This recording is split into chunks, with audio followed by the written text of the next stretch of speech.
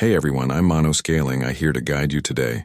If you use this video to drift off to sleep, please tap like, hit subscribe, and drop a comment telling me where you're watching from and what time it is there. Now get comfortable and relax. Story 1. My name is Hannah Ellis. This happened last summer at Lake Powell, and I need you to understand something before I start. I was the only one who made it back. But when I look in the mirror now, my reflection doesn't move quite right. It's subtle. A half-second delay, a smile that lingers too long, eyes that track just slightly off-center. No one else notices, but I do. I think about that week every day. I think about Marissa and Tyler and Josh and how we were supposed to come back with stories about stargazing and cliff jumping and too much wine around the campfire. Instead, I came back alone. And the police found nothing. No bodies. No evidence. Just our abandoned RVs and my testimony, which I'm sure they thought was shock-induced delusion. I wish it had been. We'd rented 2 RVs, Marissa and I in one, Tyler and Josh in the other. We weren't the outdoorsy type, really. Marissa worked in marketing, Tyler was a paralegal, Josh did something with IT that none of us understood, and I was between jobs. Which is why I'd agreed to the trip in the first place. 4 friends from college trying to recapture something we'd probably never had to begin with. Lake Powell stretched out before us like liquid sky, all that impossible blue water cutting through red rock canyon walls. We'd found a dispersed camping area off Wahweap Bay, far enough from the main campgrounds that we had the place to ourselves. Just 2 RVs, a fire ring, and miles of empty desert in every direction. This is perfect, Marissa said, standing with her hands on her hips, surveying the landscape like she'd conquered it. She had this energy about her, always did, the kind of person who walked into a room and made it smaller just by being there. No Wi-Fi, no cell service, no responsibilities, just us and nature. Tyler was already struggling with the awning on his RV. Nature can suck it if this thing doesn't cooperate. Josh laughed and went to help him. I stood there with Marissa looking out at the water. It was late afternoon, the sun turning everything golden, and the lake was so still it looked solid. You could see the high water marks on the canyon walls from better years, white mineral deposits like the bones of the earth showing through. "You okay?" Marissa asked. She knew about the job, about everything that had been happening. The reason I'd been between jobs was because I'd had what my doctor called a nervous breakdown, and what I called a very reasonable response to working 80-hour weeks for a boss who treated me like I was disposable. "I'm good," I said, and I meant it. For the first time in months, I felt something like peace. That first night, we did exactly what we'd planned. We drank wine. We burned hot dogs over the fire. We laughed at Tyler's terrible jokes and listened to Josh's endless stories about computer programmers who should have been comedians. The stars came out in layers more than I'd ever seen, and Marissa identified constellations she half remembered from some college astronomy class. "There's Cassiopeia," she said, pointing, "the queen who bragged that her daughter was more beautiful than the sea nymphs." "What happened to her?" Josh asked. "Poseidon chained her to a chair in the sky as punishment, doomed to circle the North Star for eternity." "Cheerful," Tyler said. We stayed up until after midnight, and when we finally stumbled to our respective RVs, I fell asleep within minutes, the kind of deep, dreamless sleep I hadn't experienced in months. I woke up at 3:47 a.m. I know the exact time because I checked my phone, confused about what had pulled me from sleep. The RV was dark and stuffy, Marissa snoring softly in the bed above the cab. I lay there listening, trying to figure out what had woken me. Then I heard it. Footsteps outside. Soft, deliberate footsteps circling the RV. I held my breath. The footsteps stopped near my window.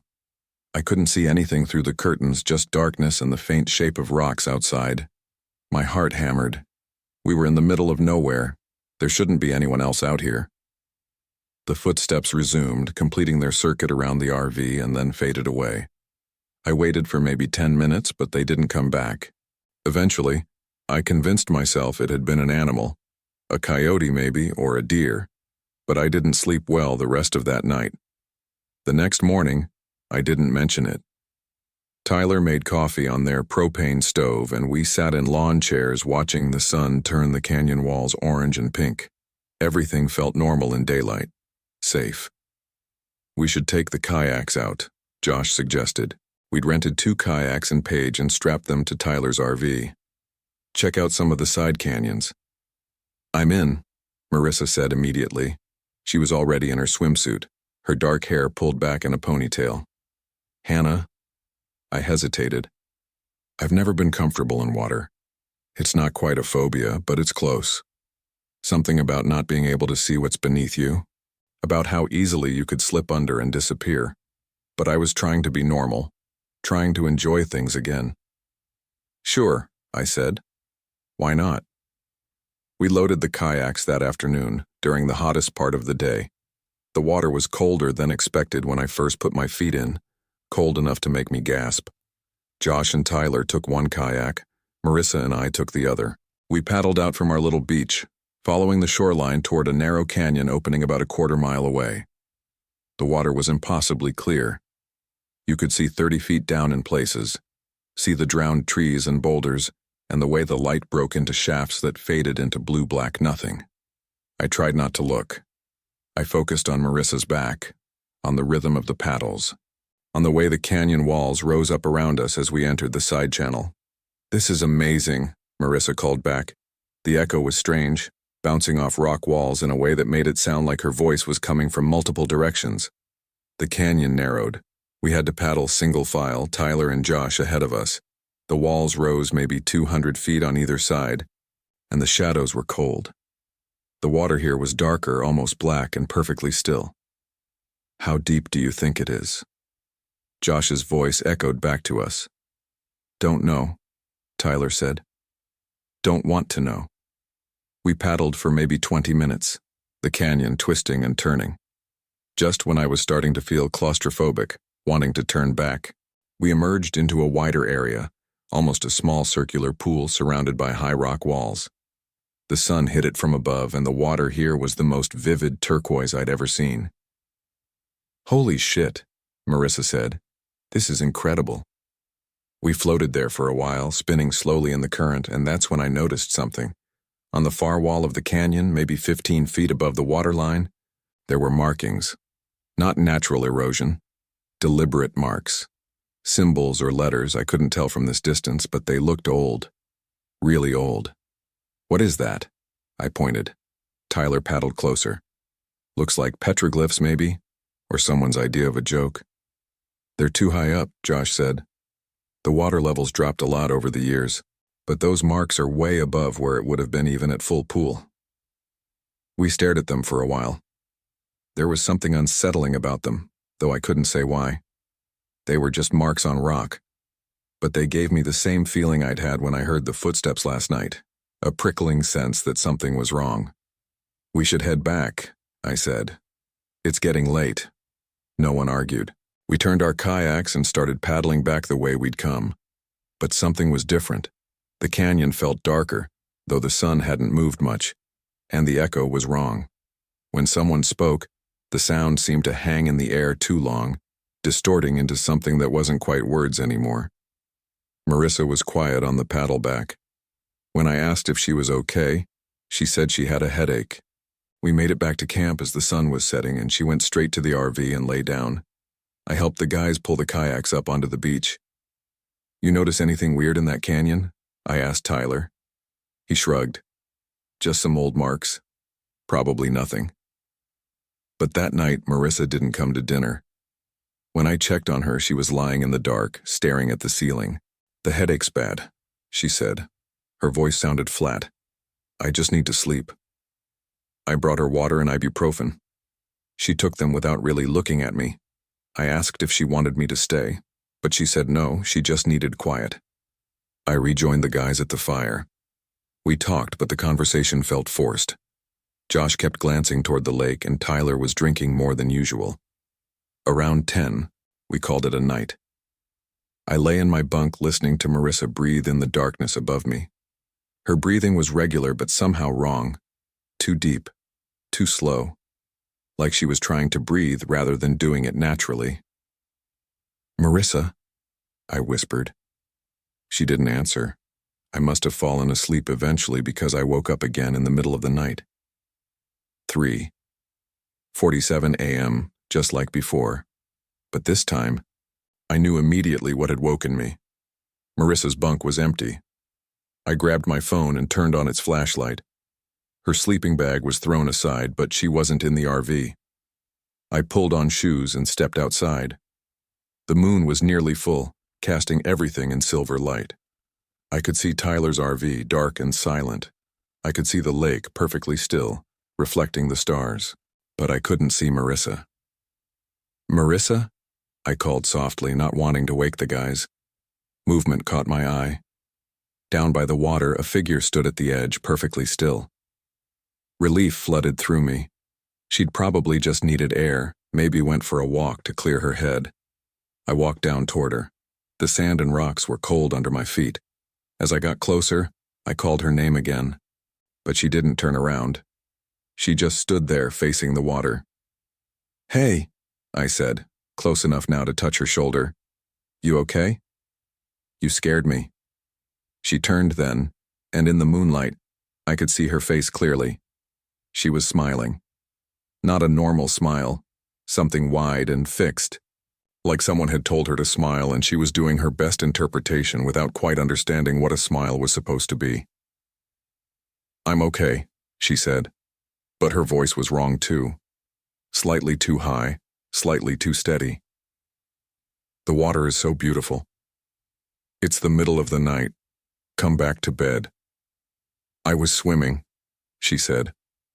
I looked at her more carefully. She was completely dry. "No, you weren't," I said. "You're not even wet." She looked down at herself, still smiling that horrible smile. I must have dried off. "Marissa, you're freaking me out. Let's go back." She finally stopped smiling. The expression that replaced it was somehow worse, completely blank, like someone had turned her off. Then she blinked, and when her eyes opened again, they were normal. Or normal enough. "Sorry," she said.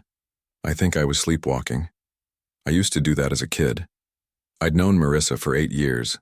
She'd never once mentioned sleepwalking. We walked back to the RV in silence.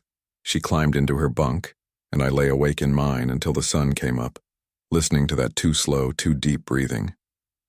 The next morning, Marissa seemed fine. She made breakfast, chatted normally, laughed at Tyler's jokes.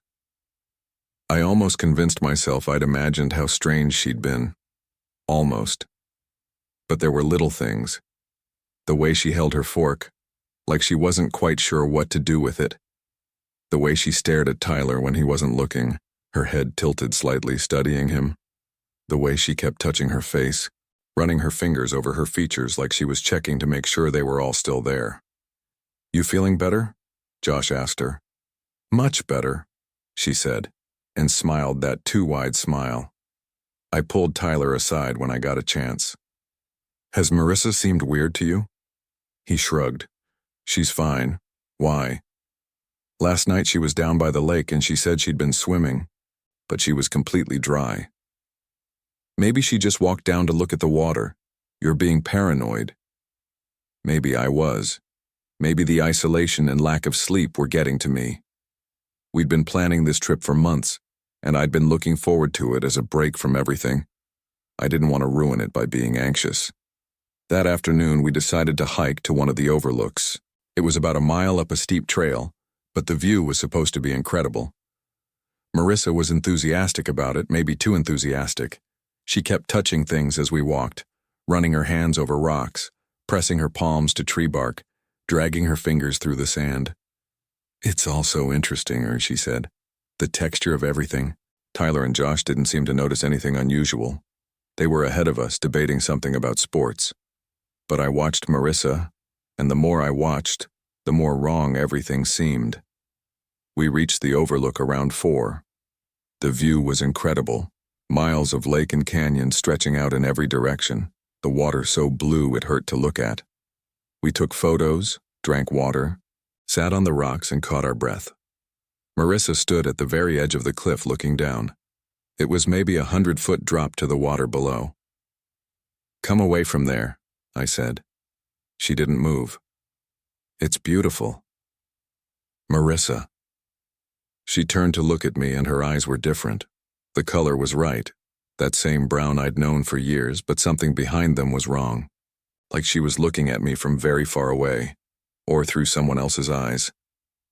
Do you ever wonder what it would feel like? She asked. To fall? No, I said firmly. Come away from the edge. She took a step closer to me and I realized Josh and Tyler had gone quiet.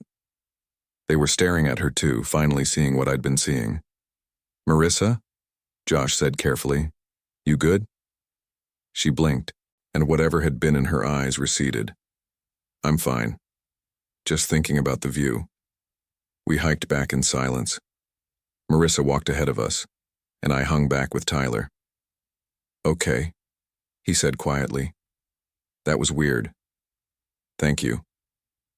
Maybe we should cut the trip short. She might be sick or something, heat stroke. In the middle of the night? He didn't have an answer for that. When we got back to camp, Marissa went straight to the lake. She waded in fully clothed up to her waist and stood there with her arms spread wide. We watched her from the beach. Marissa, Josh called. What are you doing? She didn't answer, just stood there in the water completely still for maybe 5 minutes. Then she walked back out, water streaming from her clothes, and that smile was back. The water feels like home, she said.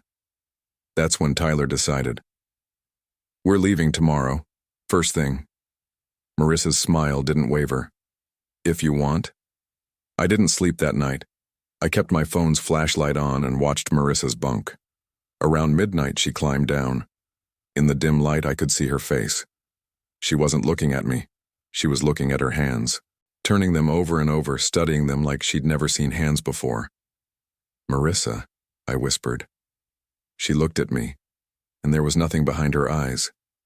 Nothing at all. Hannah, she said, and my name in her mouth sounded like a foreign word she was trying to pronounce. The water wants to meet you. What? It's so lonely down there. It wants to meet all of you. She climbed back into her bunk.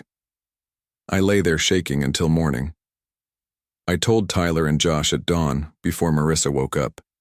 They didn't want to believe me, but they couldn't deny that something was seriously wrong. We need to leave now, I said, before she wakes up.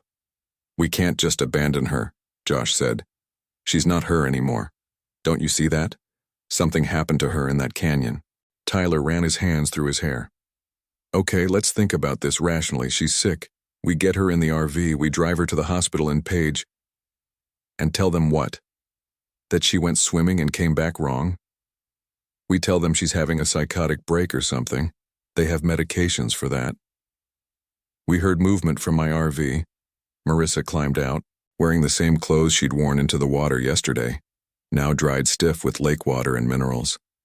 Her hair hung in matted strings around her face.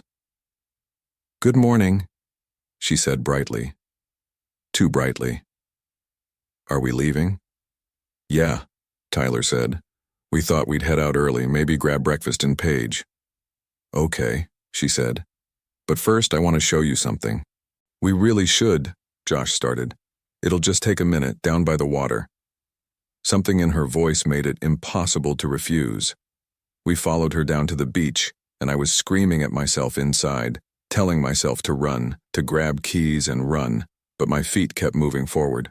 She led us to the water's edge. The sun was just coming up, turning the lake surface pink and gold. Marissa waded in up to her ankles. Look, she said, pointing at her reflection. We looked. At first I didn't see anything strange. Just Marissa's reflection, distorted slightly by the gentle movement of the water. But then I realized her reflection was smiling. The real Marissa wasn't. Do you see? She asked, and her voice was eager, excited, like a child showing off a drawing. It looks just like me, but it's not me. It's better. Tyler grabbed my arm.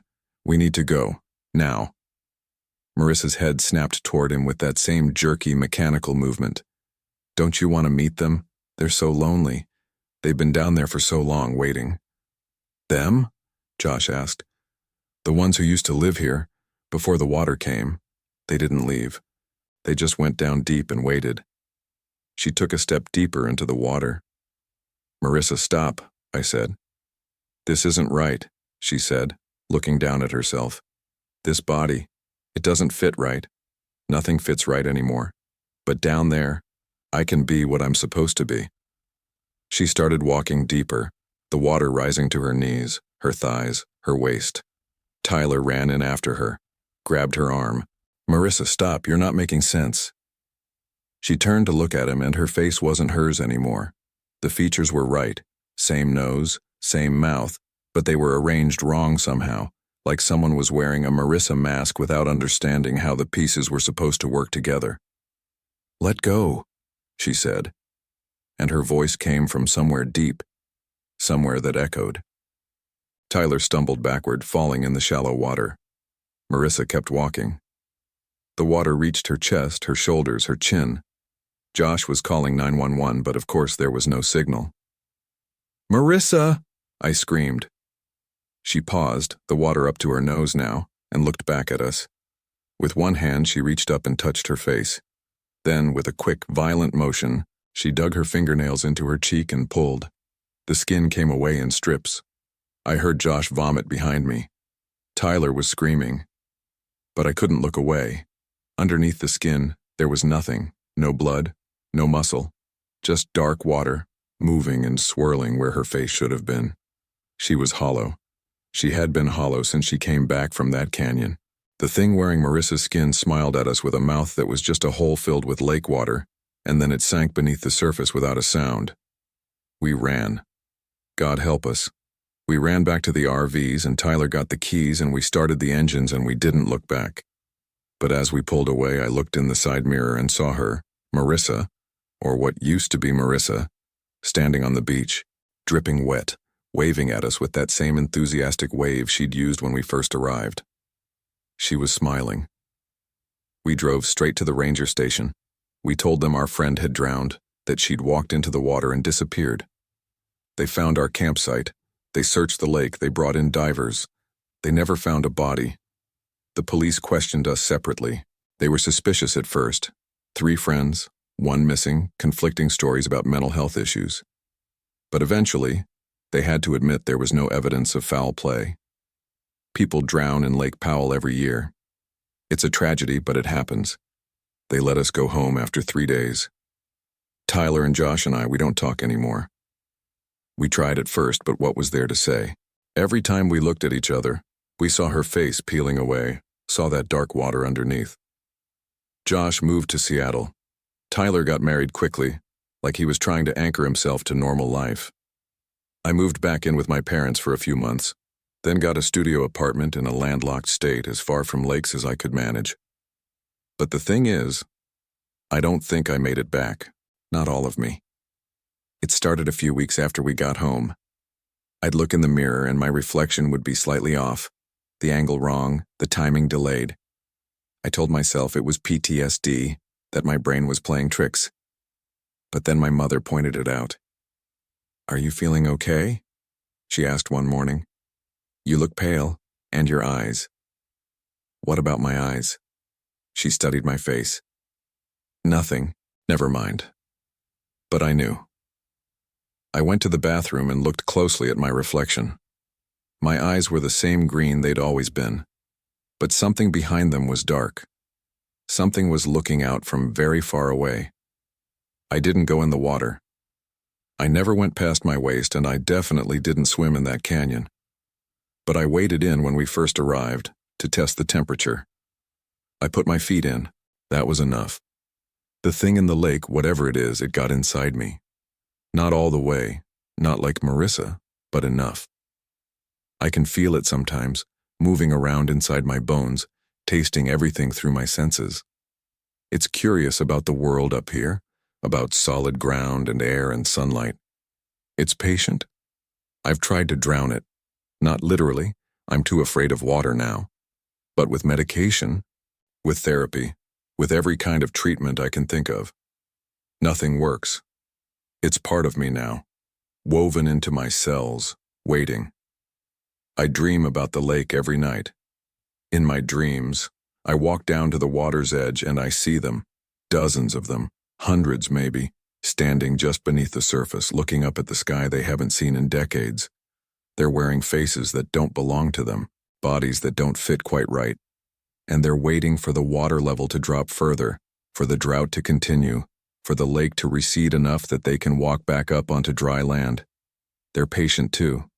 Sometimes I catch myself doing things Marissa did, touching my face to make sure it's still there, holding objects and studying them like I'm seeing them for the first time, standing very still and listening to the sound of water running through pipes in the walls. Last week I was brushing my teeth and I looked up at the mirror. My reflection was brushing its teeth too, of course, but it stopped a few seconds before I did.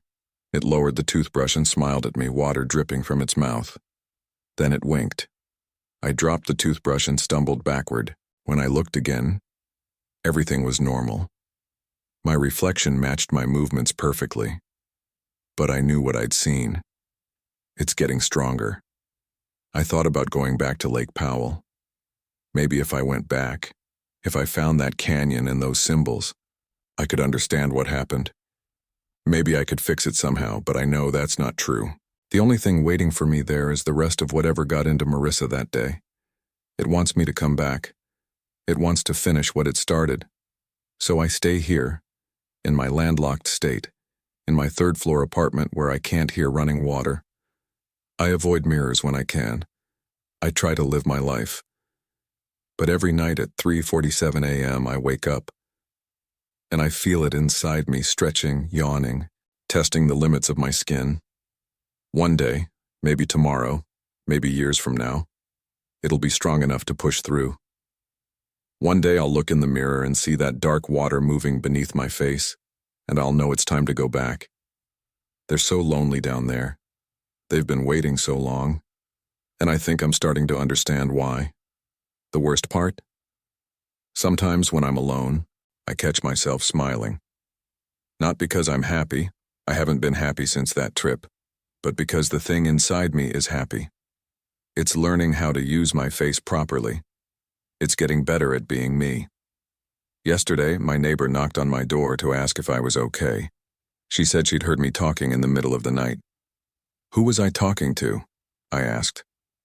She looked uncomfortable. No one. You were alone. But it sounded like two voices. Yours and someone else's.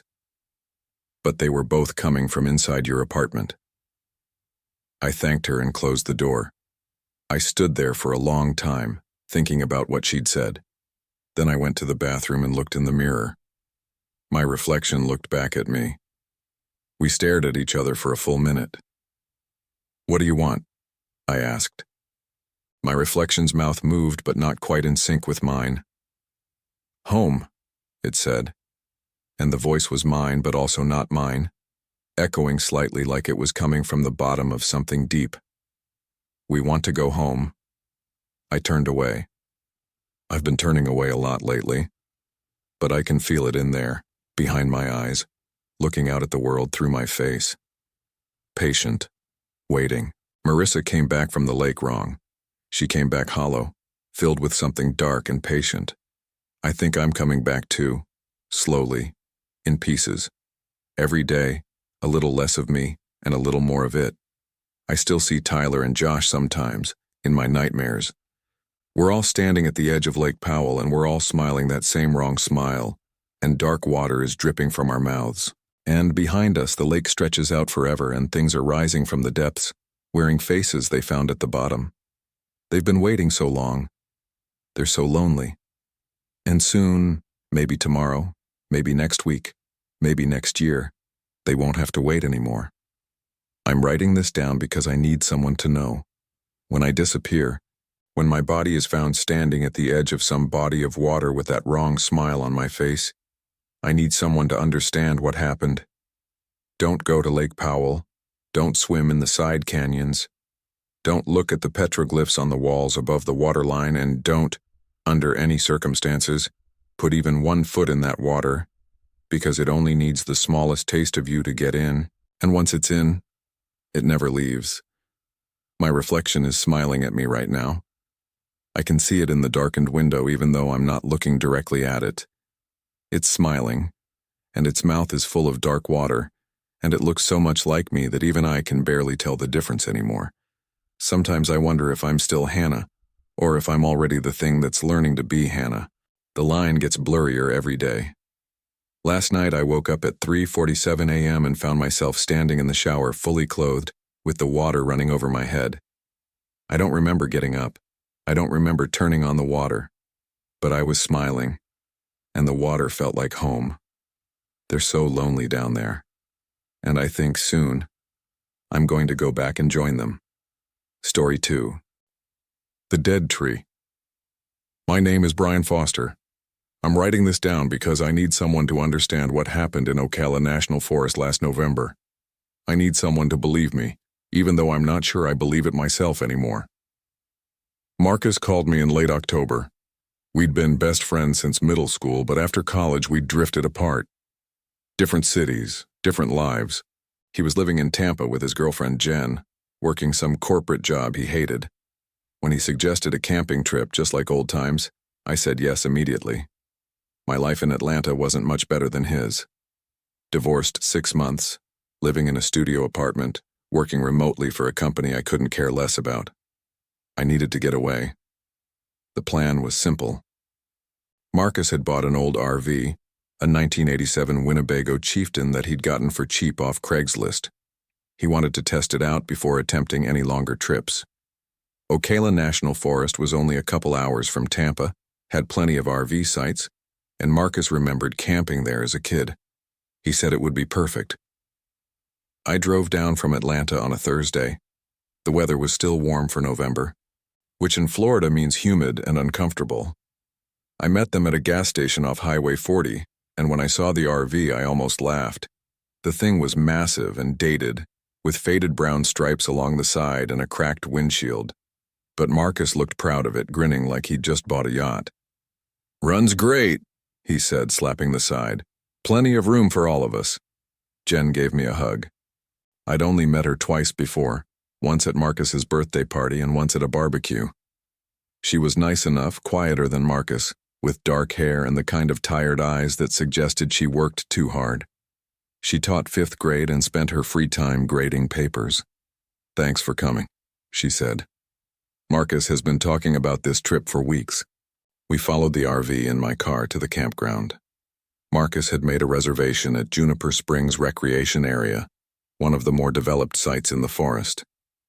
The drive-in was pretty standard.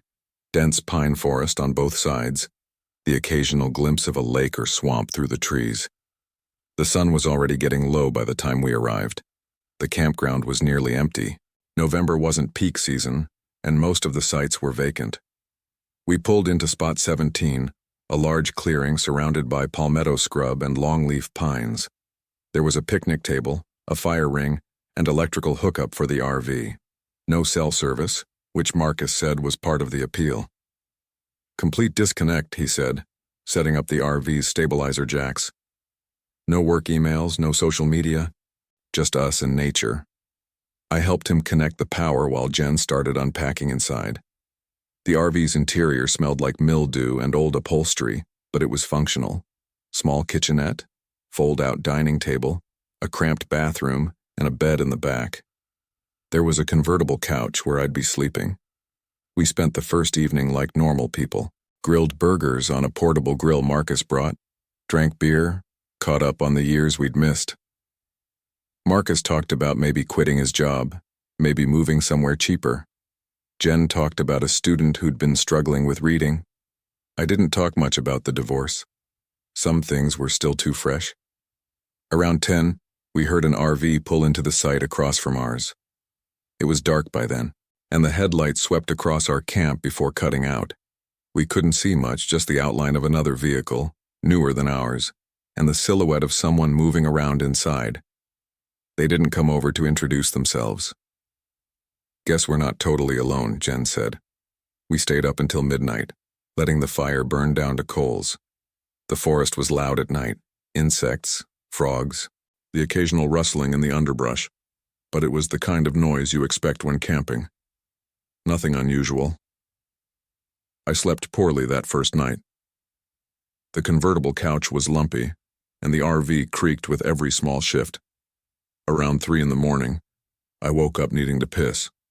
I grabbed my phone for light and stepped outside. The campground was completely dark.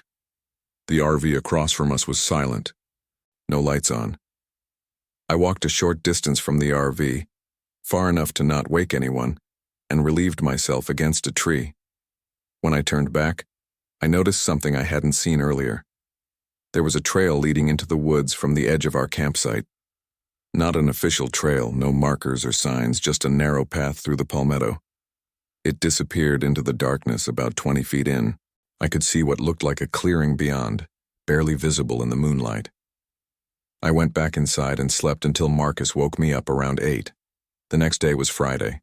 We'd planned to hike one of the forest's official trails, maybe check out Juniper Springs. But when we went to grab breakfast, we noticed something weird. The ice in the cooler had melted completely. Not partially melted, completely gone, leaving the drinks and food floating in lukewarm water. Marcus was annoyed. He'd filled it with 2 bags of ice the day before, and the cooler was supposed to be rated for 5 days. "Piece of shit," he muttered, dumping out the water. "We'll have to drive into town and get more." But when we tried to leave, Marcus's truck wouldn't start. Battery was dead. My car was fine, so we used it to jump the truck, but it took 3 tries before the engine finally turned over. "That's weird," Marcus said. "Battery's only a year old." We drove into Silver Springs, the nearest town, and bought more ice and some groceries. The whole drive there and back, Marcus kept checking his truck's dashboard, but everything seemed normal. When we returned to camp, we stored the new ice and decided to skip the hiking for the day. The delays had put us behind schedule, and none of us felt like rushing. Instead, we hung around the campsite. I read a book I'd brought. Jen graded papers. Marcus tinkered with the RV's generator, which he said was making a weird noise. Around 3 in the afternoon, I decided to explore that trail I'd seen the night before. "I'm going to walk around a bit," I told them. "Check out the area." "Don't get lost," Jen said, not looking up from her papers. The trail was easier to see in daylight. It was narrow, overgrown with saw palmetto and Spanish moss hanging from the trees. I followed it for about 10 minutes, winding through the forest. The trees here were dense, blocking out most of the sunlight. I could hear birds but couldn't see them. The trail opened into a small clearing, and that's where I saw it for the first time. A dead tree. It was maybe 15 feet tall, completely bare of leaves or bark, bleached white by the sun. It stood in the center of the clearing like a monument. But what caught my attention were the symbols carved into it. They covered the trunk from base to top, intricate patterns that didn't look random. Spirals, lines, geometric shapes that almost formed letters but didn't quite. Some of the carvings looked old and weathered. Others looked fresh, the wood still pale where the bark had been cut away. I stood there for a few minutes studying the tree. There was something unsettling about it, though I couldn't explain why. It was just a dead tree with some carvings, probably teenagers or bored campers. But the symbols had a deliberate quality that made my skin prickle. I took a photo with my phone and headed back to camp. When I showed Marcus and Jen the photo, they were mildly interested but not concerned. "Local artwork," Marcus said. "People carve stuff in the woods all the time." "It's kind of cool," Jen added, in a creepy way. That night, we made a fire and roasted marshmallows. The RV across from us still showed no signs of life, though we'd seen it there all day. No one had come or gone. Marcus joked that maybe it was abandoned, someone's dumping spot for an old vehicle. Around 11, we heard something in the woods. Footsteps, branches snapping, something moving through the underbrush just beyond the firelight. We all stopped talking and listened. "Probably a deer," Marcus said quietly. But it didn't sound like a deer. The footsteps were too deliberate, too rhythmic. Human footsteps. They circled our camp slowly, staying just out of sight. Then they stopped. We waited in silence for maybe a minute. Nothing. The forest had gone completely quiet. No insects, no frogs, nothing. Just the crackle of our fire. "Hello?" Marcus called out. "Someone there?" No answer. We stayed by the fire for another 20 minutes, but whatever had been out there didn't come back. Eventually, we decided to call it a night and went inside the RV. Marcus locked the door, which he hadn't done the night before. I lay awake on the convertible couch listening to the silence.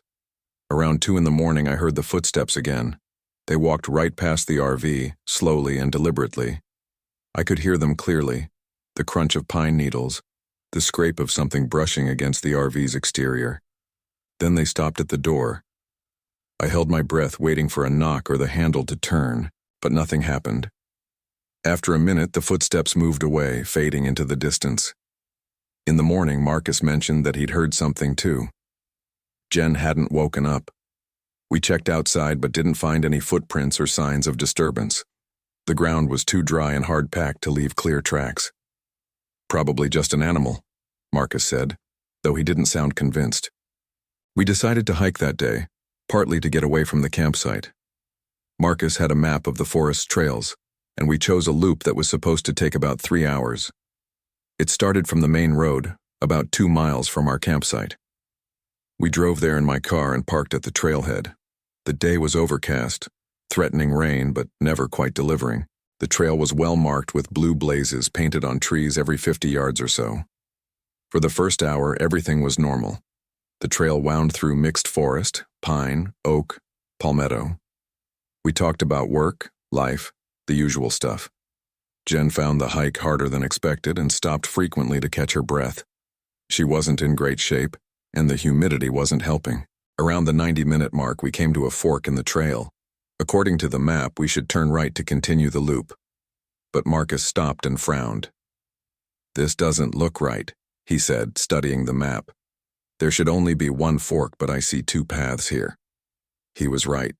The map showed a single fork, but in front of us were 2 distinct trails, both marked with blue blazes. One went right as the map indicated, the other went straight. "Someone probably made an unofficial extension," I said. "Let's stick with the map." We took the right path. 20 minutes later, we emerged into a clearing, and there it was again, the dead tree with the symbols. "What the fuck?" Marcus said. It was impossible. We'd been hiking for over an hour, going in the opposite direction from our campsite. There was no way we could have ended up at the same tree I'd found yesterday. But there it was, unmistakable, the same white trunk, the same carvings. "This must be a different tree," Jen said. "Maybe someone carved similar symbols on multiple trees." But I'd taken a photo. I pulled it up on my phone and compared it to the tree in front of us. It was identical. Same spiral pattern near the base, same angular symbol near the top, same fresh carvings on the left side. "That's impossible," I said. We stood there in confused silence. Marcus checked his compass and the map again. "We're not even close to our campsite," he said. "According to this, we're at least 2 miles southeast of where we started. Maybe the trail loops back somehow," Jen suggested. "Or maybe you were farther from camp than you thought yesterday." I knew that wasn't true. I'd only walked for 10 minutes from our RV, but I didn't argue.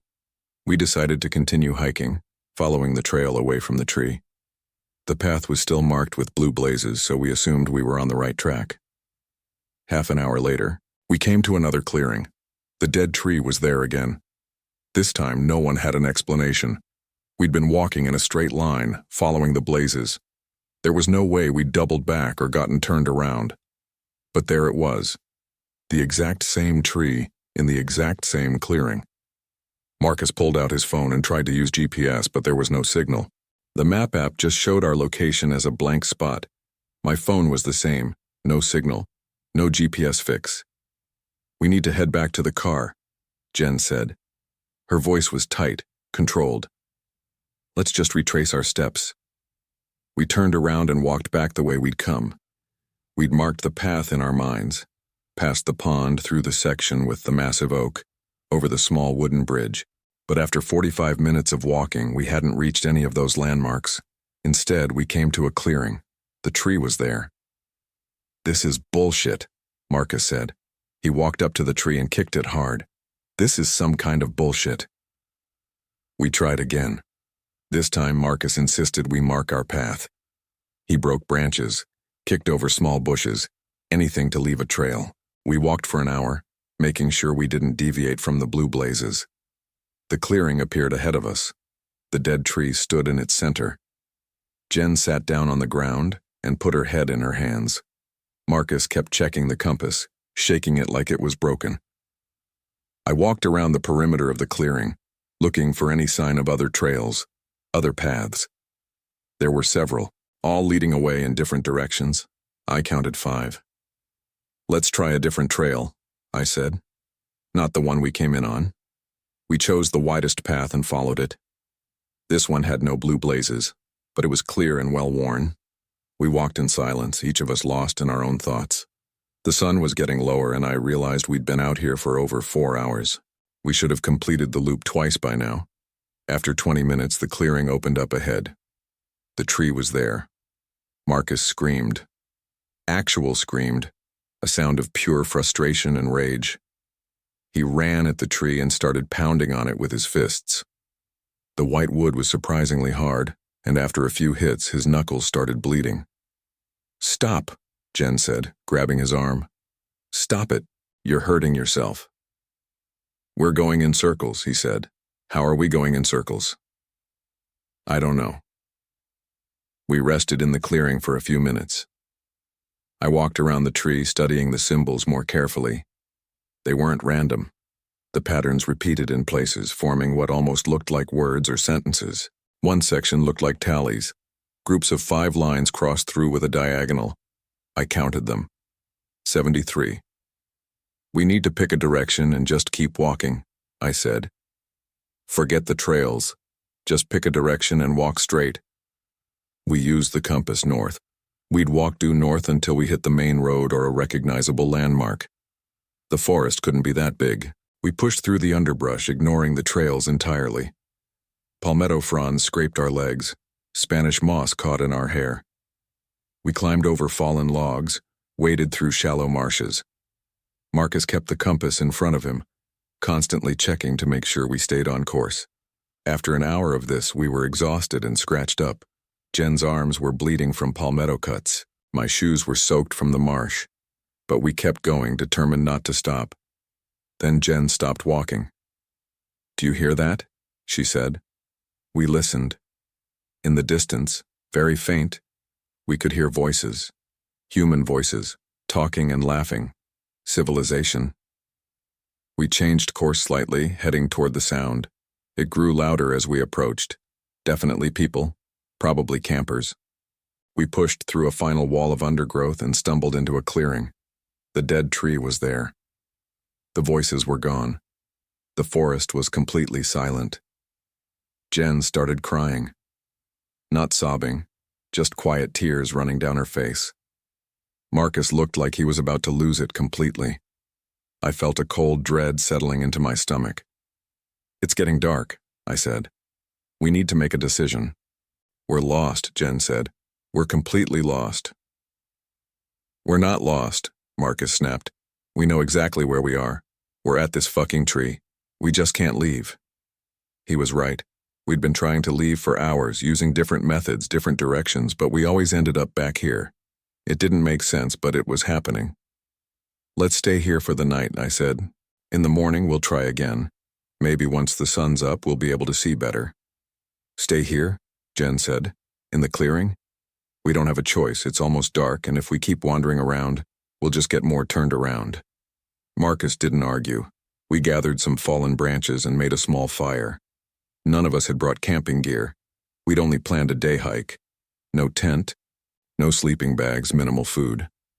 Marcus had a protein bar and half a bottle of water in his backpack. Jen had 2 granola bars. I had nothing. We sat around the fire as night fell. The forest sounds returned. Insects, frogs, the occasional owl. But there was something else too. Movement in the trees around us. Nothing we could see. Just the sense of something circling, staying just beyond the firelight. "There's someone out there," Marcus said quietly. "I know." We didn't sleep. We couldn't. Every few minutes we'd hear footsteps or see shadows moving between the trees. Once I thought I saw a figure standing just at the edge of the clearing watching us, but when I pointed my phone's flashlight at it, there was nothing there. Around 2 in the morning, Marcus stood up suddenly. "I have to piss," he said. "Don't go far," Jen said. He walked to the edge of the clearing, maybe 20 feet from the fire. We could see him in silhouette, his back to us. He stood there for a moment, then called out, "There's another trail here. I don't remember seeing this one earlier." "Don't follow it," I said. "Just come back. I'm just going to check where it goes. I'll be back in a minute." "Marcus, no." But he was already walking into the trees. We could hear his footsteps moving away, crunching through the undergrowth. Then the sound stopped. "Marcus?" Jen called. No answer. "Marcus?" Still nothing. We grabbed our phones and ran to where he'd entered the woods. There was indeed a trail there, narrow and dark. We followed it, calling his name. The trail wound through dense forest, so dark our phone lights barely penetrated. After 5 minutes of running, we burst into a clearing. The dead tree was there. Marcus was gone. We spent the next hour searching, calling his name, checking every trail that led from the clearing, but he'd vanished. Jen was panicking now, hyperventilating, saying we needed to call for help. I reminded her we had no signal. We were on our own. "He'll come back," I said, trying to sound confident. "He probably just got turned around. He'll find his way back." We returned to our fire and waited. The wood was running low, so I gathered more branches from the edge of the clearing. Every time I turned my back to the tree, I felt like something was watching me from it. Like the symbols were eyes. Dawn came slowly. The sky gradually lightened from black to gray to pale blue. Birds started singing. The forest transformed from a place of shadows to something that looked almost normal. Almost. Marcus didn't come back. "We have to find help," Jen said. Her eyes were red from crying and lack of sleep. "We have to get out of here." "I know." We tried again. This time we picked the trail that looked most maintained and followed it. We walked for 3 hours straight, not stopping, barely talking. The trail wound through the forest, sometimes wide and clear, sometimes narrow and overgrown. But it was continuous, we didn't lose it. Then we saw something ahead, a structure, a building. We ran toward it, hope surging. But as we got closer, the hope died. It was an old ranger station, long abandoned. The windows were broken, the door hanging off its hinges. Graffiti covered the walls. Inside, there were signs of squatters, old sleeping bags, empty food containers, needles scattered on the floor. And on one wall, someone had carved symbols, the same symbols from the tree. Jen made a sound like a wounded animal. We left the ranger station and kept walking. An hour later, we emerged into a clearing. The dead tree was there. This time something was different. Standing next to the tree was Marcus. "Marcus!" Jen shouted, running toward him. I followed, but something made me slow down. Something was wrong. Marcus was facing away from us, perfectly still. He didn't turn when Jen called his name. He didn't move at all. "Marcus," Jen said, reaching out to touch his shoulder. He turned around. His face was wrong. I can't explain it better than that. It was Marcus's face. Same features, same eyes, same scar on his chin from a skateboarding accident in 8th grade. But it was wrong. The expression was off. The way he held his mouth, the angle of his head. Like someone wearing a Marcus mask and not quite getting the performance right. "I've been waiting," he said. His voice was flat, emotionless. "Where did you go?" Jen asked. "We've been looking for you all night." "I went into the woods." "We know that. But where? What happened?" Marcus, or the thing that looked like Marcus, smiled. It was the most unsettling smile I'd ever seen. Too wide, too many teeth showing. "I found the path," he said. "What path?" "Marcus, you're scaring me." He reached out and touched her face. His movements were jerky, disconnected, like he was learning how to control his body. Jen flinched but didn't pull away. "We can leave now," he said. "I know the way." "Show us," I said. I stayed several feet back, my instincts screaming at me not to get closer. Marcus turned and walked toward one of the trails. Jen followed immediately. I hesitated, then went after them. What choice did I have? We walked for maybe 10 minutes. Marcus moved strangely, his gait too stiff, his head never turning to look around. He just walked straight ahead, never checking if we were following. Then I noticed something. The trail we were on, I'd seen it before. I recognized a fallen log, a distinctive pattern of moss on a rock. We were going in a circle. "Marcus," I said. "Marcus, stop." He kept walking. "This is the same trail we took before. We're going back to the clearing." Jen looked around and realized I was right. "Marcus, we need to try a different path." He stopped walking but didn't turn around. "This is the path," he said in that flat voice. "No, it's not. It just leads back to the tree." Slowly, Marcus turned to face us. That wrong smile was still on his face. "Yes," he said, "back to the tree." "Why would we go back there?" Jen asked. "Because that's where we need to be." "I don't understand." Marcus took a step toward her, then another. Jen backed up, bumping into me. "Marcus, stop," she said. He didn't stop. He kept walking toward us, that horrible smile fixed on his face. His hands came up, reaching for Jen. "Run," I said. We ran. We crashed through the undergrowth, not caring about trails or directions, just trying to get away. Behind us I could hear Marcus following. Not running, just walking steadily. Branches snapping under his feet. I don't know how long we ran. 5 minutes, 10, 20. Eventually we had to stop, gasping for air. We listened. Silence. Marcus wasn't following anymore, or at least we couldn't hear him. "What the fuck?" Jen panted. "What the fuck was that?" "That wasn't Marcus." "What do you mean? Of course it was Marcus." "Did you see his face? The way he moved?" "That wasn't him." "He's been out here all night. He's probably in shock or—" "That wasn't Marcus," I repeated firmly. We stood in the forest, trying to figure out what to do. We were completely lost, exhausted, dehydrated, and now being followed by something wearing my best friend's face. "We need to pick a direction and just keep walking," Jen said. "Eventually, we'll hit a road or find another campsite or something. The forest can't go on forever." She was right. We chose a direction based on nothing but instinct and started walking. No trails this time, just straight lines through the forest. We pushed through palmetto, climbed over fallen trees, waded through marshes. The sun was directly overhead now, beating down mercilessly. After an hour, we heard running water, a creek. We followed the sound and found a small stream barely 3 feet wide. The water looked clean enough and we were desperately thirsty. We drank straight from the stream, not caring about parasites or bacteria. Immediate survival trumped long-term concerns. As I was drinking, I noticed something carved into a tree on the opposite bank. Symbols. The same symbols from the dead tree. "Jen," I said, pointing. She looked and saw them too.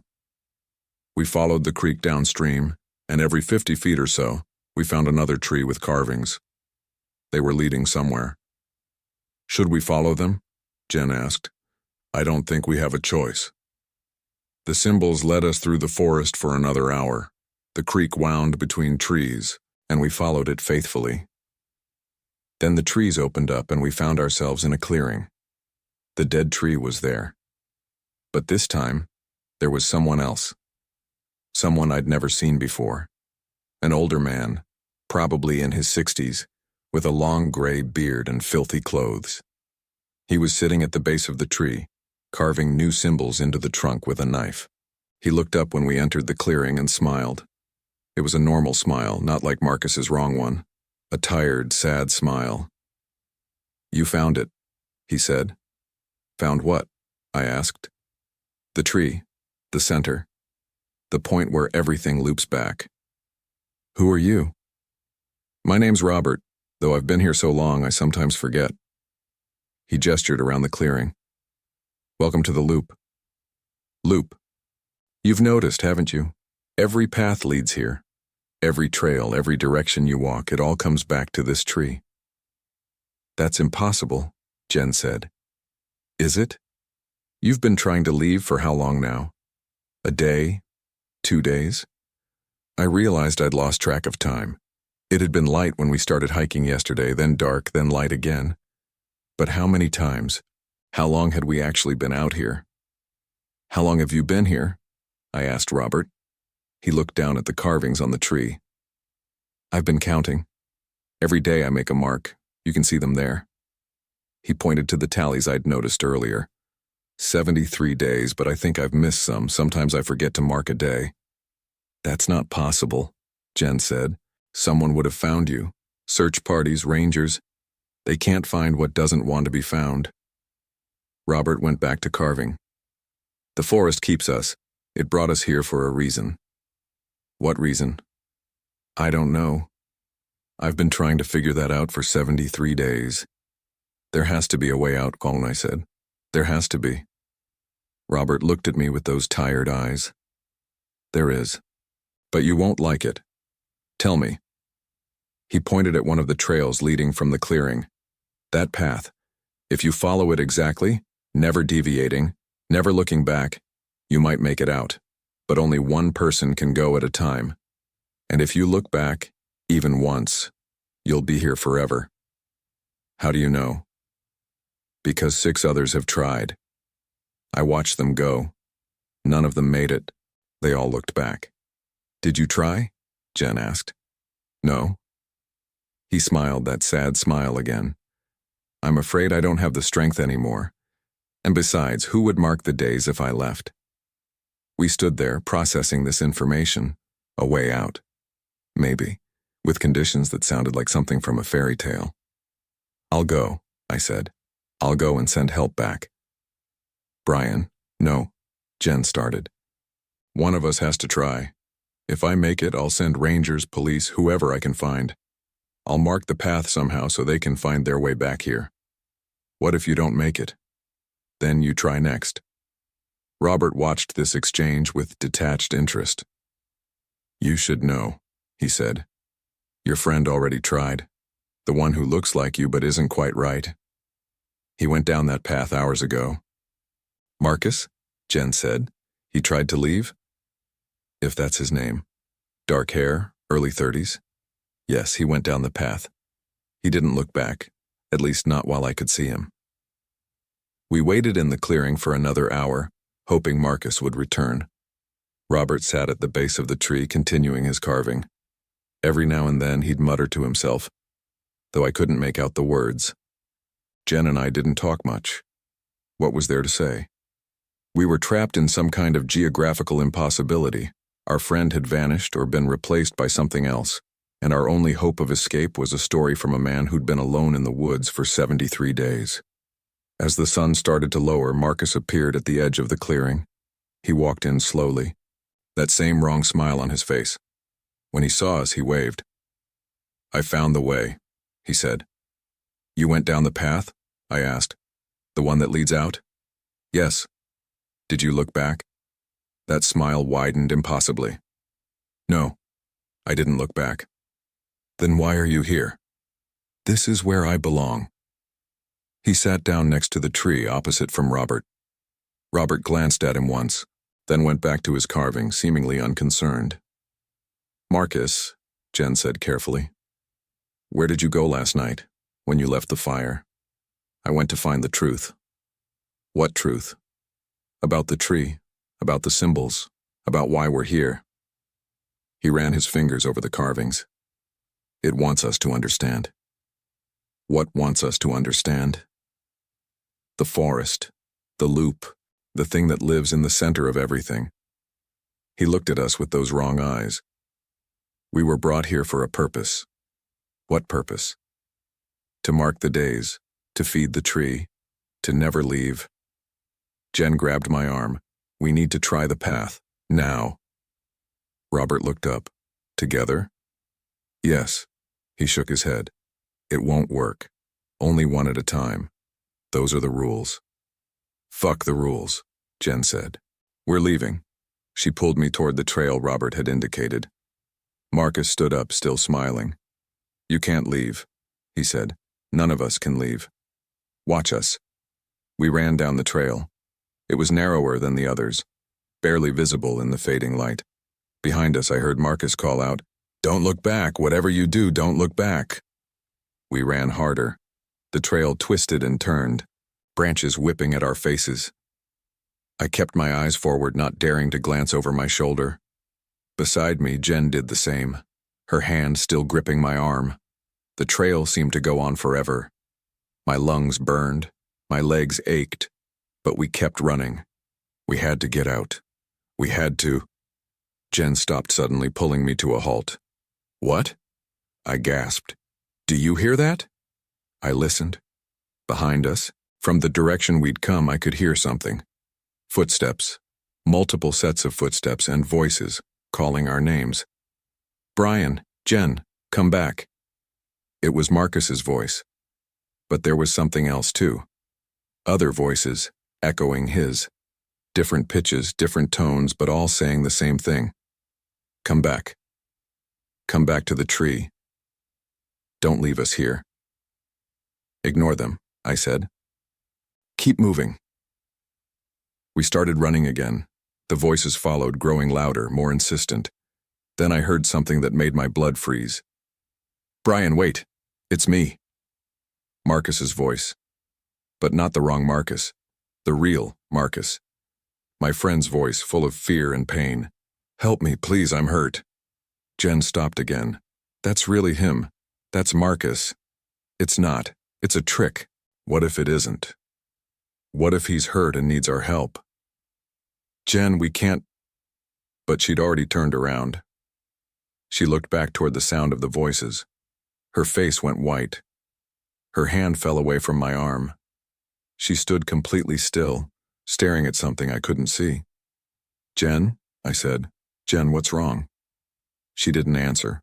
Her mouth opened, but no sound came out. Then, slowly, she turned and started walking back the way we'd come. "Jen, stop."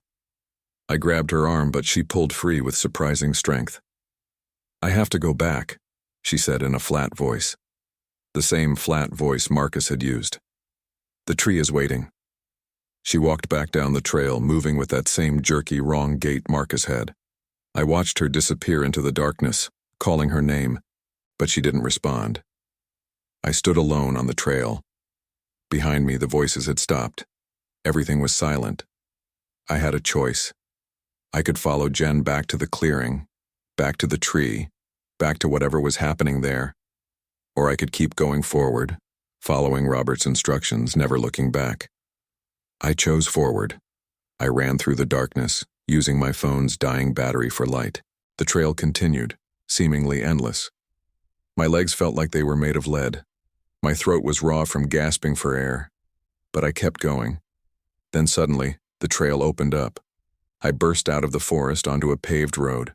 A real road. Asphalt, painted lines, a green highway sign pointing toward Silver Springs. I'd made it out. I stood on the shoulder of the road, hardly believing it. I'd escaped. I'd actually escaped the loop. A car approached from the south, headlights cutting through the darkness. I waved my arms frantically and the car slowed, pulling over. A middle-aged woman rolled down her window, concern on her face. "Are you okay?" she asked. "Do you need help?" "Yes," I said. "I need to call the police. My friends are lost in the forest. They need help." "Get in. We'll call from the next gas station." I climbed into her car and she drove toward Silver Springs.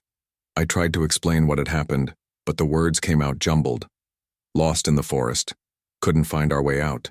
My friends are still there. Please, we need to send search parties. The woman kept glancing at me in the rearview mirror like she was trying to decide if I was crazy or dangerous, but she drove me to a gas station and let me use her phone to call 911. I told the police everything. Well, almost everything. I left out the parts about the loop, about every trail leading back to the tree, about Marcus coming back wrong. I just said we'd gotten lost hiking, my friends were still out there, please send help. They took me to a ranger station. I met with a search coordinator who had me mark on a map where we'd been. I showed them the location of our campsite, the trailhead where we'd parked. They said they'd send teams out at first light. They asked if I needed medical attention. I was dehydrated and scratched up, but otherwise fine. They gave me water and a protein bar. I sat in the ranger station, wrapped in a blanket, waiting for morning. Around 3 a.m., one of the rangers came back into the room. She looked troubled. "Mr. Foster, I need to ask you something. When exactly did you and your friends go camping?" "Friday," I said. "We drove in Friday afternoon." "This Friday, as in yesterday?" "No, last Friday. We've been lost for, I don't know, I lost track.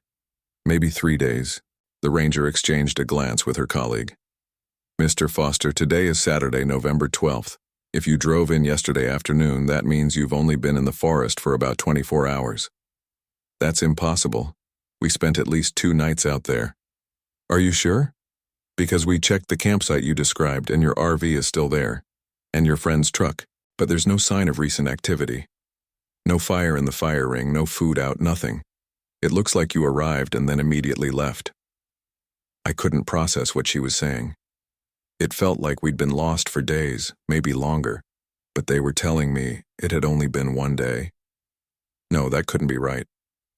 "My friends," I said, "Marcus and Jen, you need to find them." "We will. The search teams are getting ready now. But Mr. Foster, I need you to be honest with me. Did something else happen out there? Were you all on drugs? Is there something you're not telling us?" "No, I told you everything." She didn't look convinced, but she didn't push it. The search teams went out at dawn. Helicopters, K9 units, volunteers.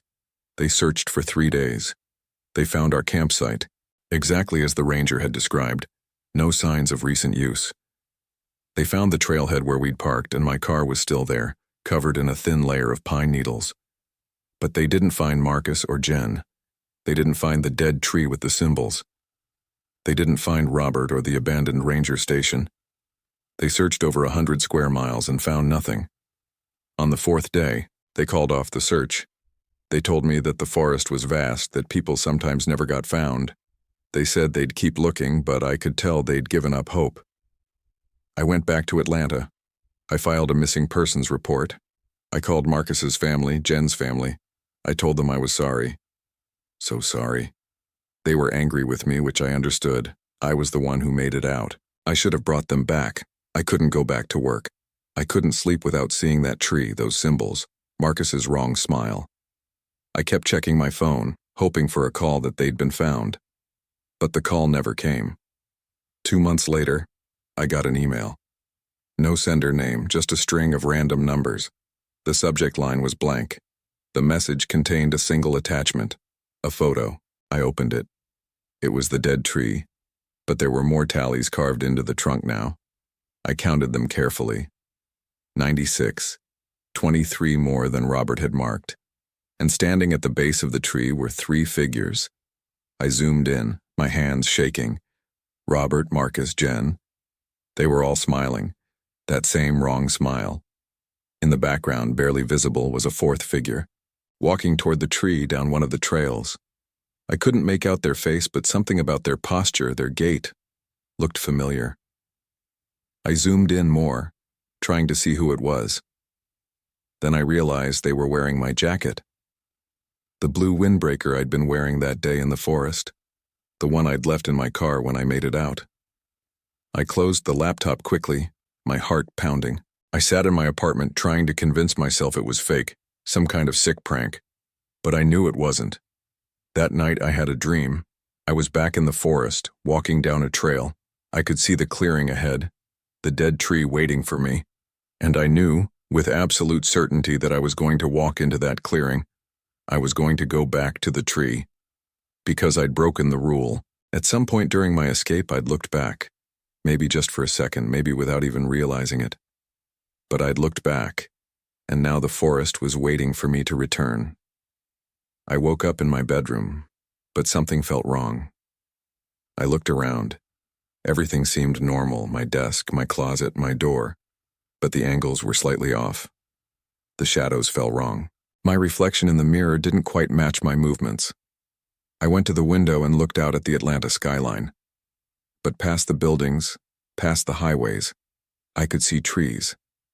A forest that stretched impossibly far, its canopy dark and dense, and in the center of it all, just barely visible through the morning haze, a white shape stood tall. A dead tree with symbols carved into its trunk. It's still there when I look. Every time I glance out the window, I can see it, getting closer. Day by day, the forest creeps nearer to the city, and the tree rises higher in my vision. I haven't left my apartment in 3 weeks. I'm afraid if I go outside, I'll find myself on a trail. And that trail will lead me back to the clearing, back to the tree, back to the loop that I never actually escaped. Because I'm starting to understand the truth. The forest doesn't exist in one place. It exists everywhere, waiting, pulling in those who get too close to understanding. The tree is the center, and the center is everywhere. I mark the days now, just like Robert. Tally marks on my wall, 21 so far. I'm carving them with a kitchen knife, same as he carved the tree. Sometimes I hear footsteps in my apartment at night. Slow, deliberate footsteps that circle my bed. I don't look. I never look. I'm afraid of what I'll see. My phone rang yesterday. I answered without checking the caller ID. A mistake. "Brian," the voice said. It was Marcus, but wrong, just like before. "We're waiting for you. Come back to the tree." "I can't," I said. "I'm not there anymore. I escaped." "Did you?" he asked. Then he laughed. "Check your door, Brian." I hung up. I didn't check the door. I didn't want to know. But after an hour, curiosity got the better of me. I walked slowly to my apartment door and looked through the peephole. The hallway wasn't there. Instead, I saw a trail winding through palmetto and pine trees. And at the end of the trail, just visible in the distance, was the clearing. I backed away from the door.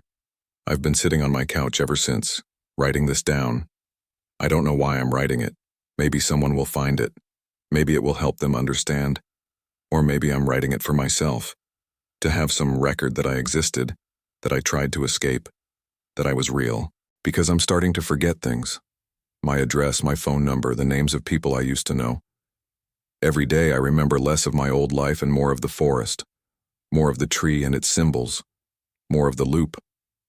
The sun is setting outside my window. Through the glass I can see the forest clearly now. The trees have reached the edge of the city. In a few hours, they'll be at my building. By morning, they'll be at my door, and I'll have a choice to make. I can stay here, trapped in this apartment with my tally marks and fading memories, or I can open the door, step onto the trail, and walk back to the clearing, back to the tree that's been waiting for me all along, back to take my place with the others who couldn't escape. I can hear them now calling my name, Marcus, Jen, Robert, and others I don't know. Voices from every loop, every failed attempt to leave. They're telling me it's okay, that the tree takes care of us, that we'll never be lost because we'll always know exactly where we are. At the center, in the loop, forever. I'm going to make one more tally mark on my wall. 22 days. Then I'm going to open the door. Not because I want to, but because I finally understand. I never left the forest at all. I only thought I did. The loop isn't just the tree and the clearing. The loop is everything. The loop is us. And once you're in the loop, you can never truly leave. You can only pretend for a little while that you did. My hand is on the doorknob now. I can feel the cool metal under my palm. In a moment, I'll turn it. I'll open the door and step onto the trail. And this time, I won't fight it. I'll walk straight to the clearing, straight to the tree, and I'll add my voice to the chorus that calls out to the next person who gets lost in these woods. Maybe it will be you. Maybe one day you'll find yourself on a hiking trail that seems to go nowhere. You'll walk for hours, always ending up back where you started. You'll see a dead tree with symbols carved into its trunk. You'll meet people who smile too wide and move wrong. And when you try to escape, when you follow the trail that promises freedom, you'll hear our voices calling you back. Don't listen to us. Don't look back. And whatever you do, don't trust the forest when it lets you leave. Because it never really does. The door is open now. The trail is waiting. and the tree is smiling if trees can smile. I'm going home. Story 3. My name is Jessica Lane, at least I think it is. The fog came down that night near Boundary Waters and we forgot everything, except the fear. I should start at the beginning, or what I remember as the beginning. David and I had rented an RV for 2 weeks. We'd been fighting a lot, stupid stuff mostly, about dishes and whose turn it was to call the landlord.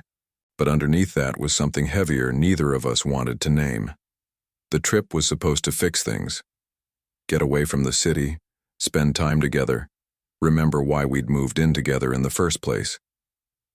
We drove north from Minneapolis on a Thursday. I remember that much clearly.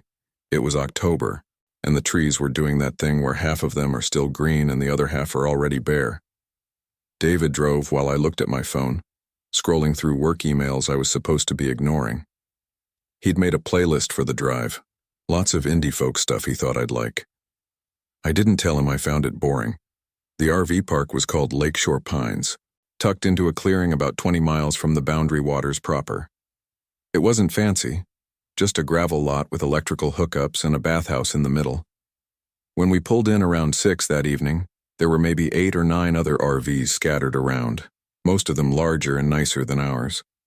An older couple was grilling outside their setup. A family with kids was playing cards at a picnic table, normal stuff. David backed us into spot 14. He was good at that kind of thing, spatial reasoning. I would have knocked over the post trying. We got the RV leveled and hooked up to power without much trouble. It was getting dark fast, the way it does in October and cold. David suggested we eat inside and save the campfire for tomorrow. We heated up soup on the little stove and ate sitting across from each other at the dinette table. The RV felt cramped with both of us in it. Everything felt cramped lately. He asked me something about work, and I gave him a short answer. He looked at his phone. I looked at mine. After a while, we both went to bed. That was the last normal night. I woke up around 3 in the morning needing to pee. The RV's bathroom is tiny and David was sleeping in the way, so I grabbed my jacket and headed for the bathhouse. It was cold enough to see my breath. The gravel crunched under my slippers. That's when I noticed the fog.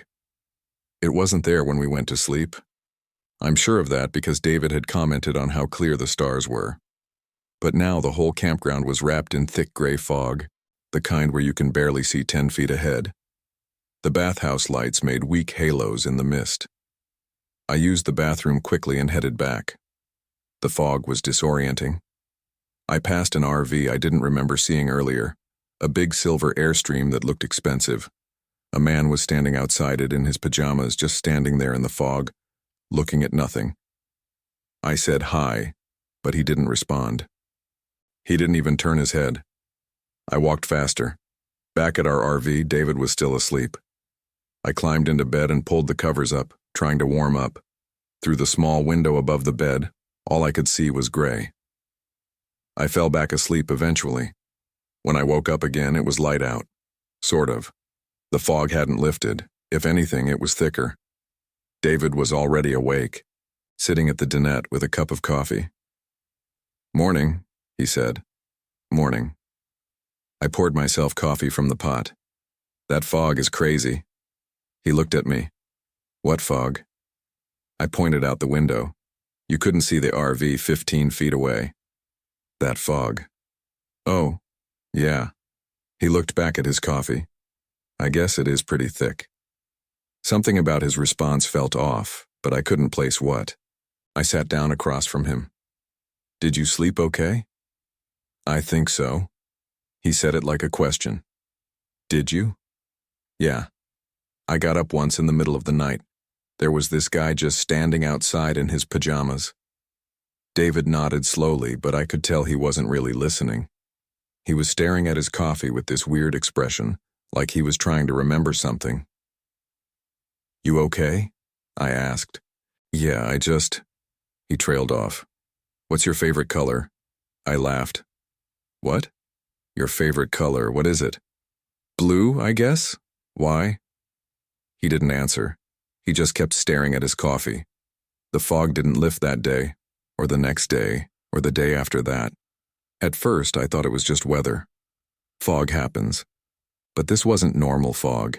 It didn't move like fog should. It just sat there, pressing against the windows, muffling all sound. You couldn't see the sun through it. You couldn't tell what time it was unless you looked at a clock, and even then, something felt wrong about the time. David said we should just wait it out. He didn't want to try driving in zero visibility. That made sense, so we stayed. The other campers stayed too. On the second day, I walked to the bathhouse again and passed the family from the picnic table.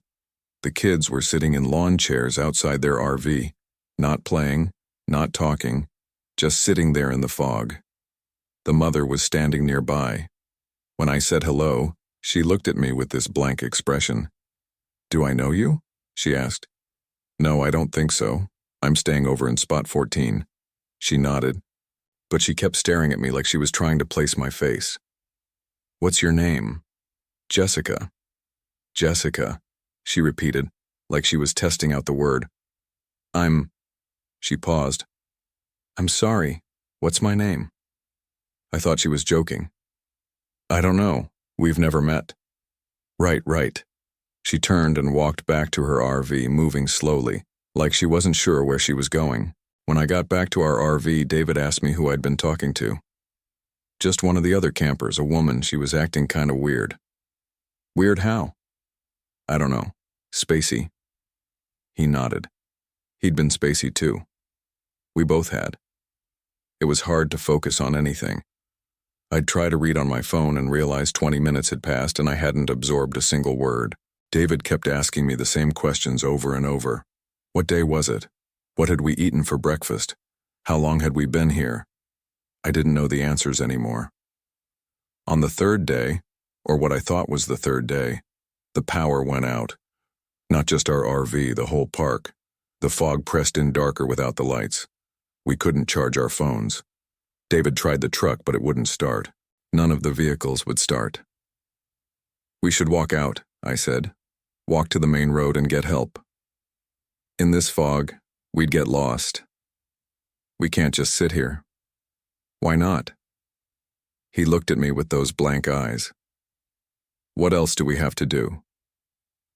That's when I started to really worry. Not about the fog or the power or the cars. About David. He wasn't acting like himself. He'd always been the practical one, the problem solver. Now he just sat there staring at nothing, occasionally asking me questions like, "What color is my shirt?" or, "Do I like coffee?" I tried to get him to engage. "David, something's wrong. Don't you feel it?" "Feel what?" "Something's wrong with this place, with the fog." He shrugged. "It's just fog." "It's been 3 days." "Has it?" He looked genuinely confused. I pulled out my phone even though the battery was almost dead. According to the date, it had been 6 days since we arrived. Not 3. 6. I showed David. He looked at the screen and nodded. "Okay." "Doesn't that freak you out?" "Should it?" I wanted to scream at him. I wanted to shake him until he snapped out of whatever this was. But I was afraid. Afraid of what would happen if I pushed too hard. Afraid he'd look at me with that blank expression and ask who I was. That night, I couldn't sleep. I lay in bed listening to David breathe next to me, wondering if he was really David, wondering if I was really Jessica. The fog pressed against the windows like it was trying to get in. Around what I thought was midnight, I heard voices outside. I got up and looked out the window. Through the fog, I could make out shapes. People. They were walking through the campground in their pajamas, moving in a line towards something. I counted 8, maybe 9 of them. I should have woken David. I should have stayed inside. But something pulled at me. I needed to know what was happening. I put on my jacket and shoes and slipped outside. The cold hit me immediately.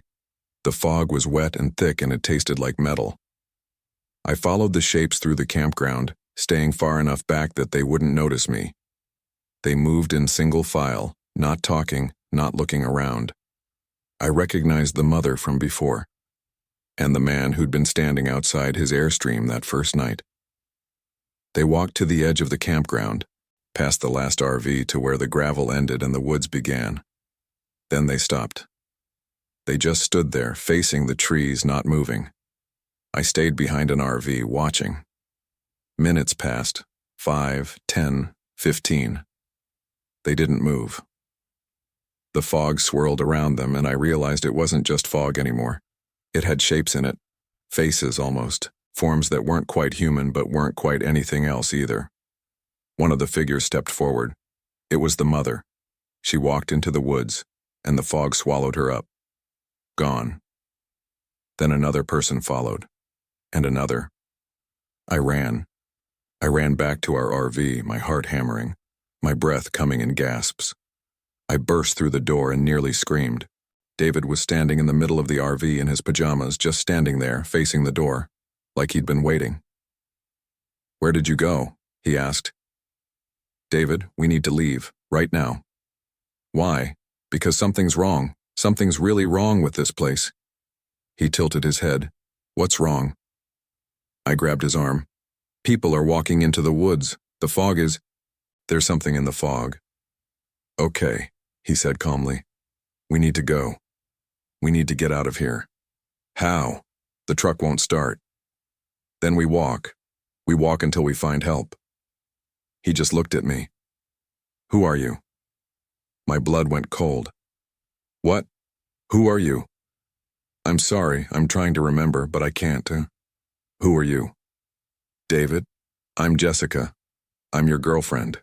We've been together for 3 years." "Jessica," he repeated slowly. "Is that right?" "That sounds right." But he didn't sound sure. He didn't sound sure at all. I felt tears burning in my eyes. "Please, please remember. I'm trying." He looked genuinely distressed. "I'm trying, but everything is so fuzzy. Are we camping?" "Yes, in Minnesota, at Boundary Waters. We came here to—" I stopped. Why did we come here? I couldn't remember. "We came here for a trip." "A trip," he echoed. "Why?" I didn't know. I couldn't remember. All I knew was we'd been fighting about something important. But what? David sat down at the dinette, putting his head in his hands. "I don't feel good. I don't feel like myself." "I know." "Me neither." "What's happening to us?" I sat down across from him. "I don't know." We sat there in silence for a long time. Outside, the fog pressed against the windows. Inside, we tried to hold on to who we were. I must have fallen asleep because I woke up with my head on the table. Light was coming through the windows, but it was the same gray light as always. David was gone. "David?" I called out. No answer. I checked the bedroom. Empty. The bathroom. Empty. I threw open the door and looked outside. The fog was even thicker now, so thick I couldn't see the next RV over. "David!" I shouted into the fog. My voice sounded muffled, swallowed up. I grabbed my jacket and went outside. The campground felt abandoned. No sounds of people, no lights in the RVs, just fog and silence. I walked toward where I remembered the bathhouse being, calling David's name. My voice echoed strangely in the fog, coming back to me wrong, like someone else was shouting. That's when I saw him. David was standing at the edge of the campground, right where the others had stood last night. He was in his pajamas, facing the woods, completely still. "David!" I ran to him. "David, what are you doing?" He didn't turn around. I grabbed his shoulder and pulled him around to face me. His eyes were open but unfocused, looking through me rather than at me. "David, please. It's me. It's Jessica." "Jessica," he said flatly. "Yes, come back to the RV, please." "I need to go," he said. "Go where?" He gestured toward the woods. "In there." No, you don't. We need to stay together. We need to remember." "Remember what?" I didn't have an answer. I couldn't remember either. Everything before the fog was fading, getting hazier. I knew I had a job. I knew I lived somewhere. I knew this man was important to me. But the details were slipping away like water through my fingers. "Please," I begged. "Don't leave me." He looked at me then, really looked at me, and for a second I saw David in there. The real David. the one who made me playlists and knew how to back up an RV and got annoyed when I left dishes in the sink. "I'm sorry," he said. "I don't know who you are." Then he turned and walked into the woods. I tried to follow him, I did, but the fog was too thick and the trees seemed to shift around me, rearranging themselves. I'd take 3 steps and end up back where I started. I'd call his name and hear it echo from all directions at once. After what felt like hours, I gave up. I stumbled back to the RV and collapsed inside, sobbing. Not because I'd lost David, I couldn't even remember David clearly anymore, but because I'd lost something important, and I didn't know what it was. I stayed in the RV for days after that, or maybe it was hours. Time didn't work right in the fog. My phone was dead. My watch had stopped. I ate food from the cabinets without tasting it. I slept and woke up and couldn't tell the difference between the two. The fog got inside eventually. I'd see it creeping under the door, wisping through the vents. It filled the RV with that metallic taste, and with it came the forgetting. I forgot my last name, then my first name. I forgot where I was from. I forgot what I did for work. I forgot why I was here. I'd find myself standing in the middle of the RV, not knowing how I'd gotten there or what I'd been doing. I'd look in the mirror and not recognize my face. I'd pick up objects, a coffee mug, a book, a hairbrush, and not know what they were for. Sometimes I heard voices outside. Sometimes I saw shapes moving in the fog. Once, I opened the door and saw myself standing outside, looking in. I smiled at me. I slammed the door and hid in the bedroom until I forgot what I was hiding from. The worst part wasn't the confusion. It was the moments of clarity, brief flashes where I'd remember something, a name, a place, a person, and feel the loss of it like a physical pain. Then it would be gone again, and I'd forget I'd even remembered. One day, or night, I couldn't tell anymore, I found a phone in the RV. It was dead, but I plugged it in and somehow there was power again. When it turned on, I looked through the photos. There was a man in most of them smiling, his arm around a woman. The woman looked familiar. I thought maybe she was me. There were pictures of the man and woman in a kitchen, at a park, on a couch watching TV. They looked happy. In love. Like they knew each other. I wanted that. I wanted to know someone. To be known. I heard a knock at the door. I almost didn't answer it. But something in me, some remaining instinct, said I should. I opened the door. A man was standing outside. He had dark hair and kind eyes, and he looked confused. "Hi," he said. "I'm sorry to bother you. I'm looking for someone. A woman, I think. I think I know her. Or I did. I can't remember." I stared at him. He looked familiar too, like the man in the photos. "What's her name?" I asked. He frowned, thinking hard. I can't remember. But I think she's important. I think she's here." "A lot of people are here," I said. "Have you seen anyone? Anyone at all?" "No." I paused. "Are you alone?" "I think so. I woke up in an RV. I don't know how I got there. I don't know where I am." I looked at him closer. There was something about him, something that pulled at a memory I couldn't quite grasp. "Do you want to come in?" I asked. He hesitated. "I don't know. Should I?" "I don't know either." We stood there looking at each other, two strangers who might not be strangers, trying to remember what we'd forgotten. "What's your name?" he asked finally. I opened my mouth to answer, but nothing came out. I didn't know. I couldn't remember. "I don't know," I said. "Me neither," he said. The fog swirled around us, thick and gray and hungry. "I think," he started, then stopped. "I think we should stay together. I don't know why, but I think it's important." "Okay," I said. He came inside and I closed the door behind him. We sat at the dinette table across from each other, just like I'd sat with someone else before. Or maybe it had been him. I couldn't remember anymore. "Do you remember coming here?" he asked. "No." "Do you?" "No." We sat in silence. Outside, the fog pressed against the windows. Inside, we tried to hold on to anything real. "Tell me something," I said. "Anything." "Like what?" "I don't know, anything you can remember. From before." He thought for a long time. "I remember. There was music, a song. I can't remember the words or the tune, but I remember feeling something when I heard it." "What feeling?" "Happy, I think. Or safe. I'm not sure." I nodded. "I remember a color. Blue. I think it was important. I think it meant something." "Blue," he repeated.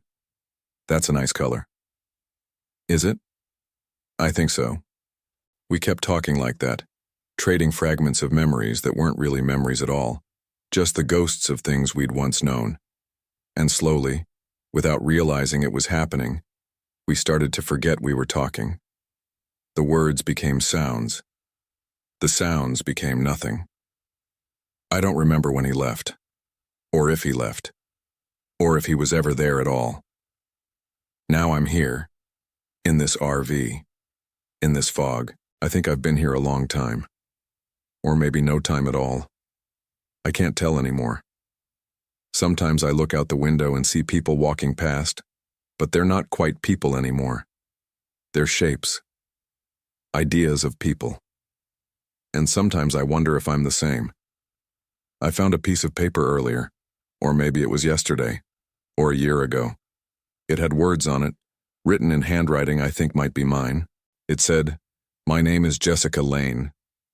I read it over and over, trying to make the words stick, trying to remember what they mean. My name is Jessica Lane. My name is Jessica Lane. My name is... I can't remember what I was trying to remember. The fog is inside now. It fills my lungs. It fills my head. And I think maybe that's okay. Maybe it's easier not to remember, not to know. I stand up and walk to the door. Outside, the fog waits. I can see shapes in it. Faces, almost. Familiar faces. Or maybe not. It's hard to tell. I step outside. The cold doesn't touch me anymore. Nothing touches me anymore. I walk through the campground, past the RVs, toward the edge where the gravel meets the woods. Others are there, standing in a line. I take my place at the end. We stand together, facing the trees, waiting. For what, I don't remember. But I think it's almost time. The fog wraps around me like a blanket, like arms, like home. And I let it take me, one piece at a time, until there's nothing left. Except the fear. That stays. They found the RV 3 weeks later, when the fog finally lifted. Inside was a woman's jacket, a phone with a dead battery, and a note that said, "My name is Jessica Lane," written over and over, filling an entire notebook.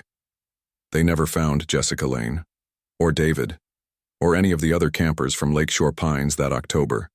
The RV park closed after that. Too many people asked questions. Too many complaints about the fog that came and went without warning, about the GPS systems that stopped working, about the feeling that something was wrong there. But sometimes on foggy October nights, people driving past claim to see lights in the abandoned campground, and if they're foolish enough to stop, to walk through the fog to investigate, they find RVs that shouldn't be there, occupied. And inside those RVs, people sit at dinette tables staring at nothing, trying to remember their names. My name is Jessica Lane. At least I think it is. The fog came down that night and I forgot everything, except the fear. And now, when I close my eyes, I can still feel it pressing against me, waiting, hungry, ready to make me forget again. Story 4. My name is Mark Phillips. We went to sleep in peace and but woke to find Tony nailed to a pine, his eyes wide open. I need to back up. I need to explain how we got there. To Fish Lake National Forest in Utah, to that RV camping site that I can still see when I close my eyes. I need to tell you about the 5 days before that morning, because I think something was wrong from the very beginning. I just didn't know it yet. It was supposed to be a team-building retreat. Our company, a mid-sized tech firm out of Denver, had been dealing with high turnover and low morale, so our VP of Operations, Janet Reeves, decided we needed to reconnect with nature and each other. She'd rented 3 RVs and booked a week at a campground in Fish Lake. 7 of us total. Janet, myself, Tony Morales from accounting, Lisa Chen from development, David Corman from sales, Sarah Booker from HR, and Marcus Webb from IT. None of us were particularly outdoorsy. Tony had been camping once as a kid. Lisa owned hiking boots but admitted she'd only worn them twice. The rest of us were complete novices, but Janet was insistent, and honestly, a week away from the office sounded good. We left on a Monday morning in late September, caravanning in 3 RVs with Janet leading the way. The drive took about 8 hours. The scenery was beautiful in that stark western way, all red rock and sprawling sky. We arrived at the campground around 6 in the evening. It was smaller than I'd expected, just a gravel lot with hookups for maybe 20 RVs, nestled in a clearing surrounded by dense forest. Only 3 other sites were occupied, a couple in their 60s in a massive motorhome, a family of 4 in a trailer, and a single guy in a beat-up van who kept to himself. We set up in adjacent spots near the back of the lot, close to where the tree line started. Janet took the largest RV for herself. Tony and I shared one, while Lisa and Sarah took another. David and Marcus got the third. We spent that first evening grilling burgers and drinking beer, making awkward small talk the way coworkers do when forced into social situations outside the office. That night, I slept fine.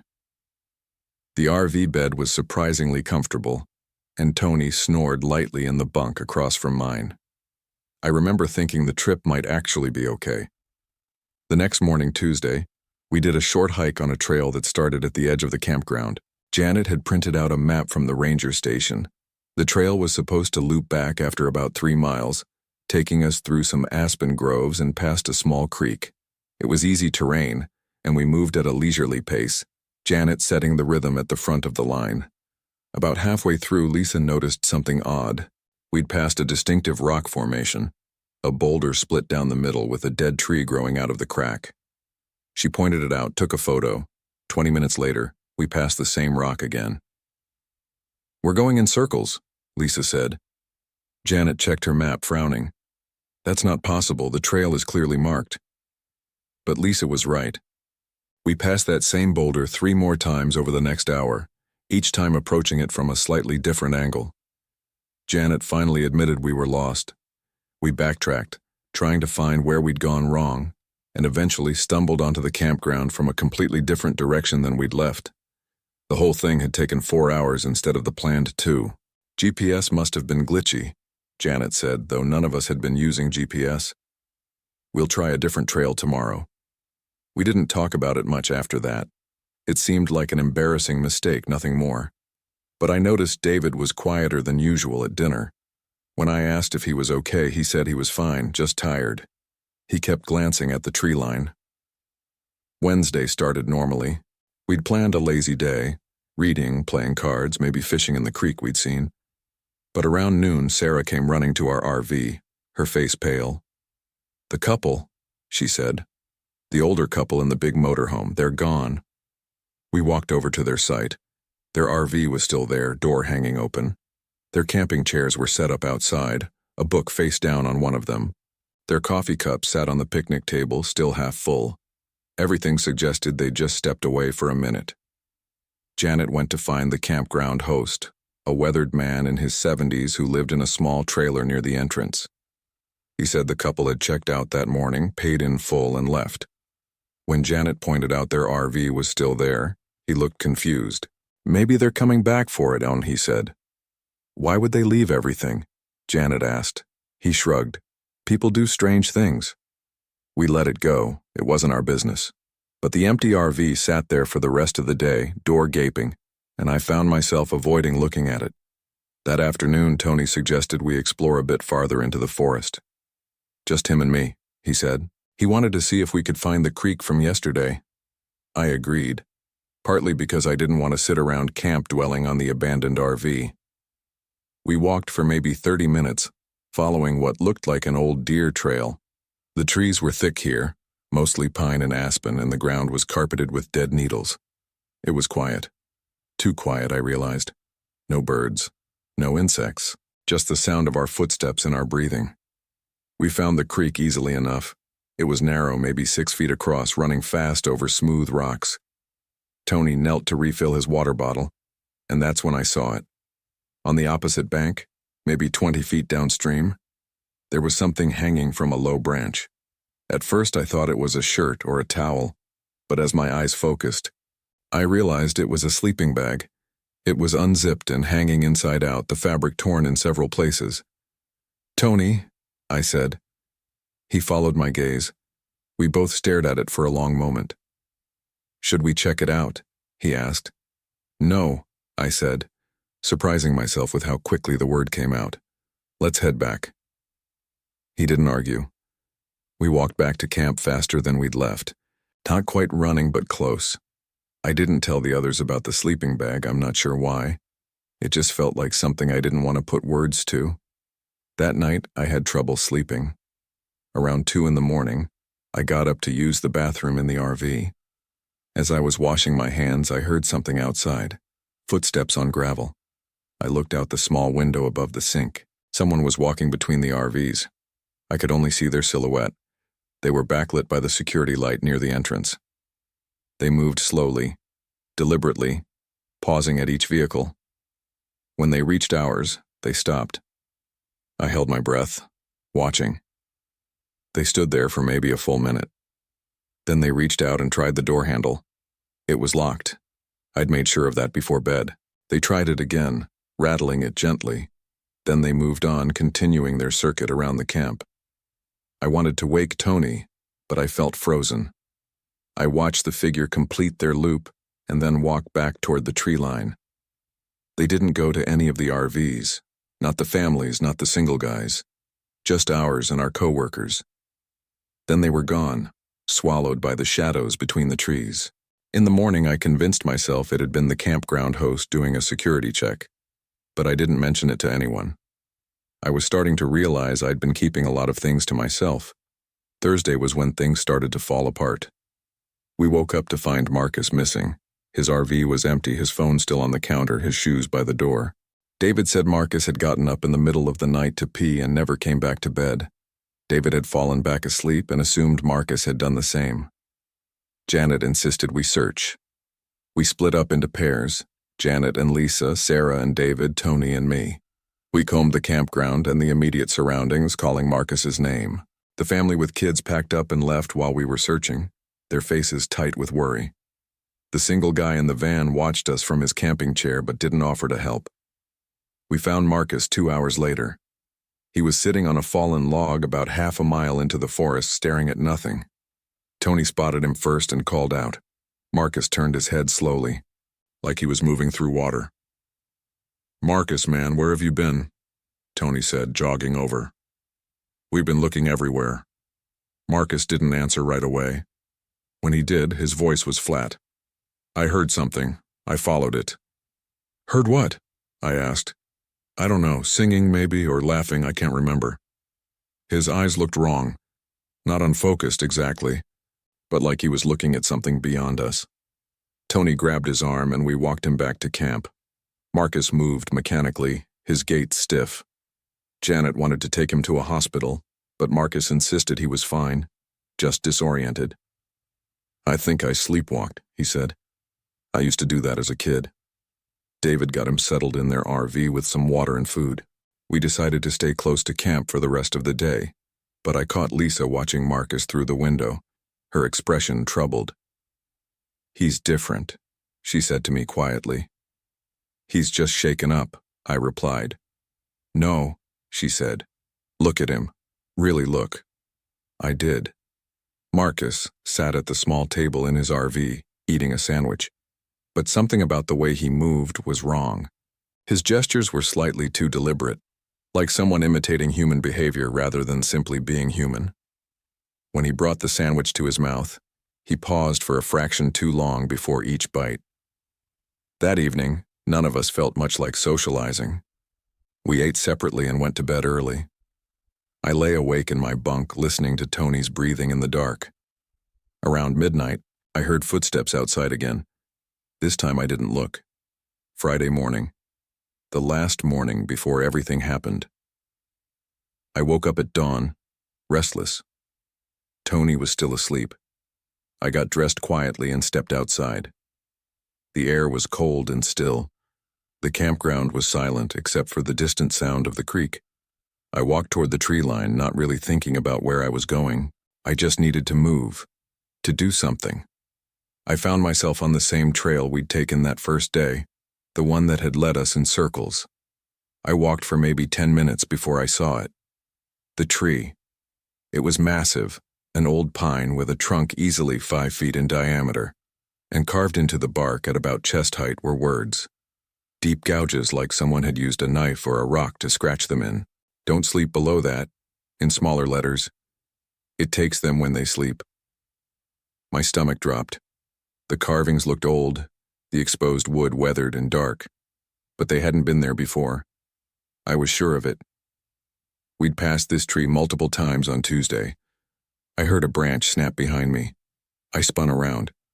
Marcus stood there maybe 20 feet away. He was barefoot, wearing only his boxer shorts and a t-shirt. His arms hung at his sides. He was smiling. "Marcus?" I said. He didn't respond. He just kept smiling, his eyes fixed on something past my shoulder. I took a step toward him, and he finally looked at me. His smile widened. "Good morning, Mark," he said. His voice sounded normal, but there was something underneath it, like an echo or a vibration. "What are you doing out here?" and I asked. "Walking," he said. "It's nice to walk. The trees are so tall. Have you noticed how tall they are?" "Yeah," I said. "Marcus, you're not wearing shoes. Let's get you back to camp." "I don't need shoes," he said. "Not anymore." He turned and walked back the way he'd come. I followed, keeping my distance. He moved smoothly over the rough ground, not flinching when he stepped on rocks or roots. When we got back to camp, David was standing outside their RV, looking panicked. "Where the hell were you?" David demanded. "I woke up and you were gone."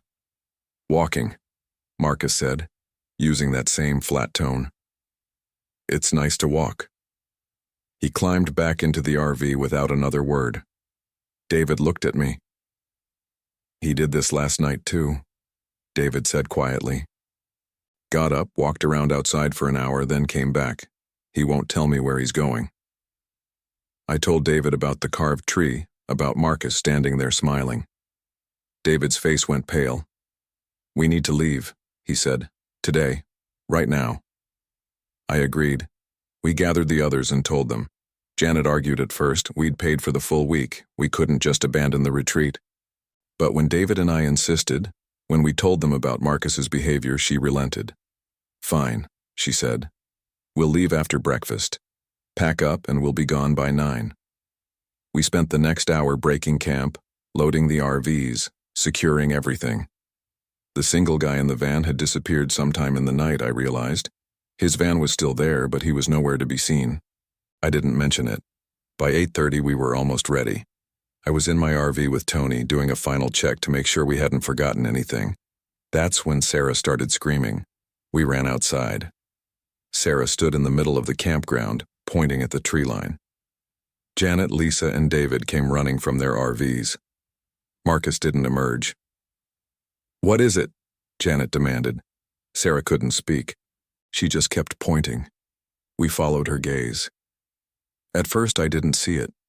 The morning sun was in my eyes and the shadows between the trees were deep. But then, my vision adjusted, and I saw what Sarah had seen. Tony was nailed to a pine tree. His arms were spread wide, a thick nail driven through each palm into the bark. Another nail went through his feet, pinning them to the trunk. His head hung forward, chin resting on his chest. His eyes were open, staring at nothing. But Tony was standing right next to me. I could hear him breathing. I turned to look at him, then back at the figure on the tree. It looked exactly like Tony. Same height, same build, same clothes, the jeans and flannel shirt he'd worn yesterday. But it couldn't be him, because Tony was right here. "What the fuck?" Tony whispered. We stood there, all of us frozen. Then David said, "We need to call the police." Janet pulled out her phone. No signal. None of us had signal. We'd noticed that when we arrived, but it hadn't seemed important then. I'll drive to the ranger station, Janet said. Everyone else stay here, don't go near the trees. She ran to her RV and pulled out, tires spitting gravel. We watched her disappear down the access road. We should check if it's... Lisa trailed off. If it's real. I'm not going near that thing, Sarah said. It can't be real, Tony said. I'm right here. That's not me. But David was already walking toward the tree line. I followed, against every instinct screaming at me to stay back. Lisa came too. Tony and Sarah remained by the RVs. We approached slowly. The figure didn't move. As we got closer, I could see more details. The nails were massive, old and rust-covered. Blood had run down from the wounds, soaking the flannel shirt. The face was definitely Tony's face. Same nose, same stubble, same scar on his left cheek from a childhood accident. This isn't possible, David said. Lisa reached out, then pulled her hand back. Should we? The figure's head snapped up. The eyes locked onto mine, Tony's eyes. But empty. Wrong. The mouth opened and blood poured out, thick and dark. Then the figure spoke, its voice a wet gurgle. He's already here. We ran, all three of us sprinting back to the RVs. Tony and Sarah saw us coming and the panic on our faces, and they started backing away too. Start the engines, David yelled. We're leaving now. We scrambled into our respective RVs. I was in the driver's seat. Tony and I had decided that yesterday. My hands shook as I fumbled with the keys. Behind us, I heard Lisa's RV start up, then David's. I turned the key. The engine turned over once, twice, then died. I tried again. Nothing. Come on, I muttered. Come on, come on. Through the windshield, I saw David and Marcus in their RV. David was behind the wheel, and I could see his mouth moving, shouting something. Marcus sat in the passenger seat, perfectly still, staring straight ahead. Tony grabbed my shoulder. Mark, we need to get out of here. I'm trying. I turned the key again. This time the engine caught, roaring to life. I threw it into gear and hit the gas.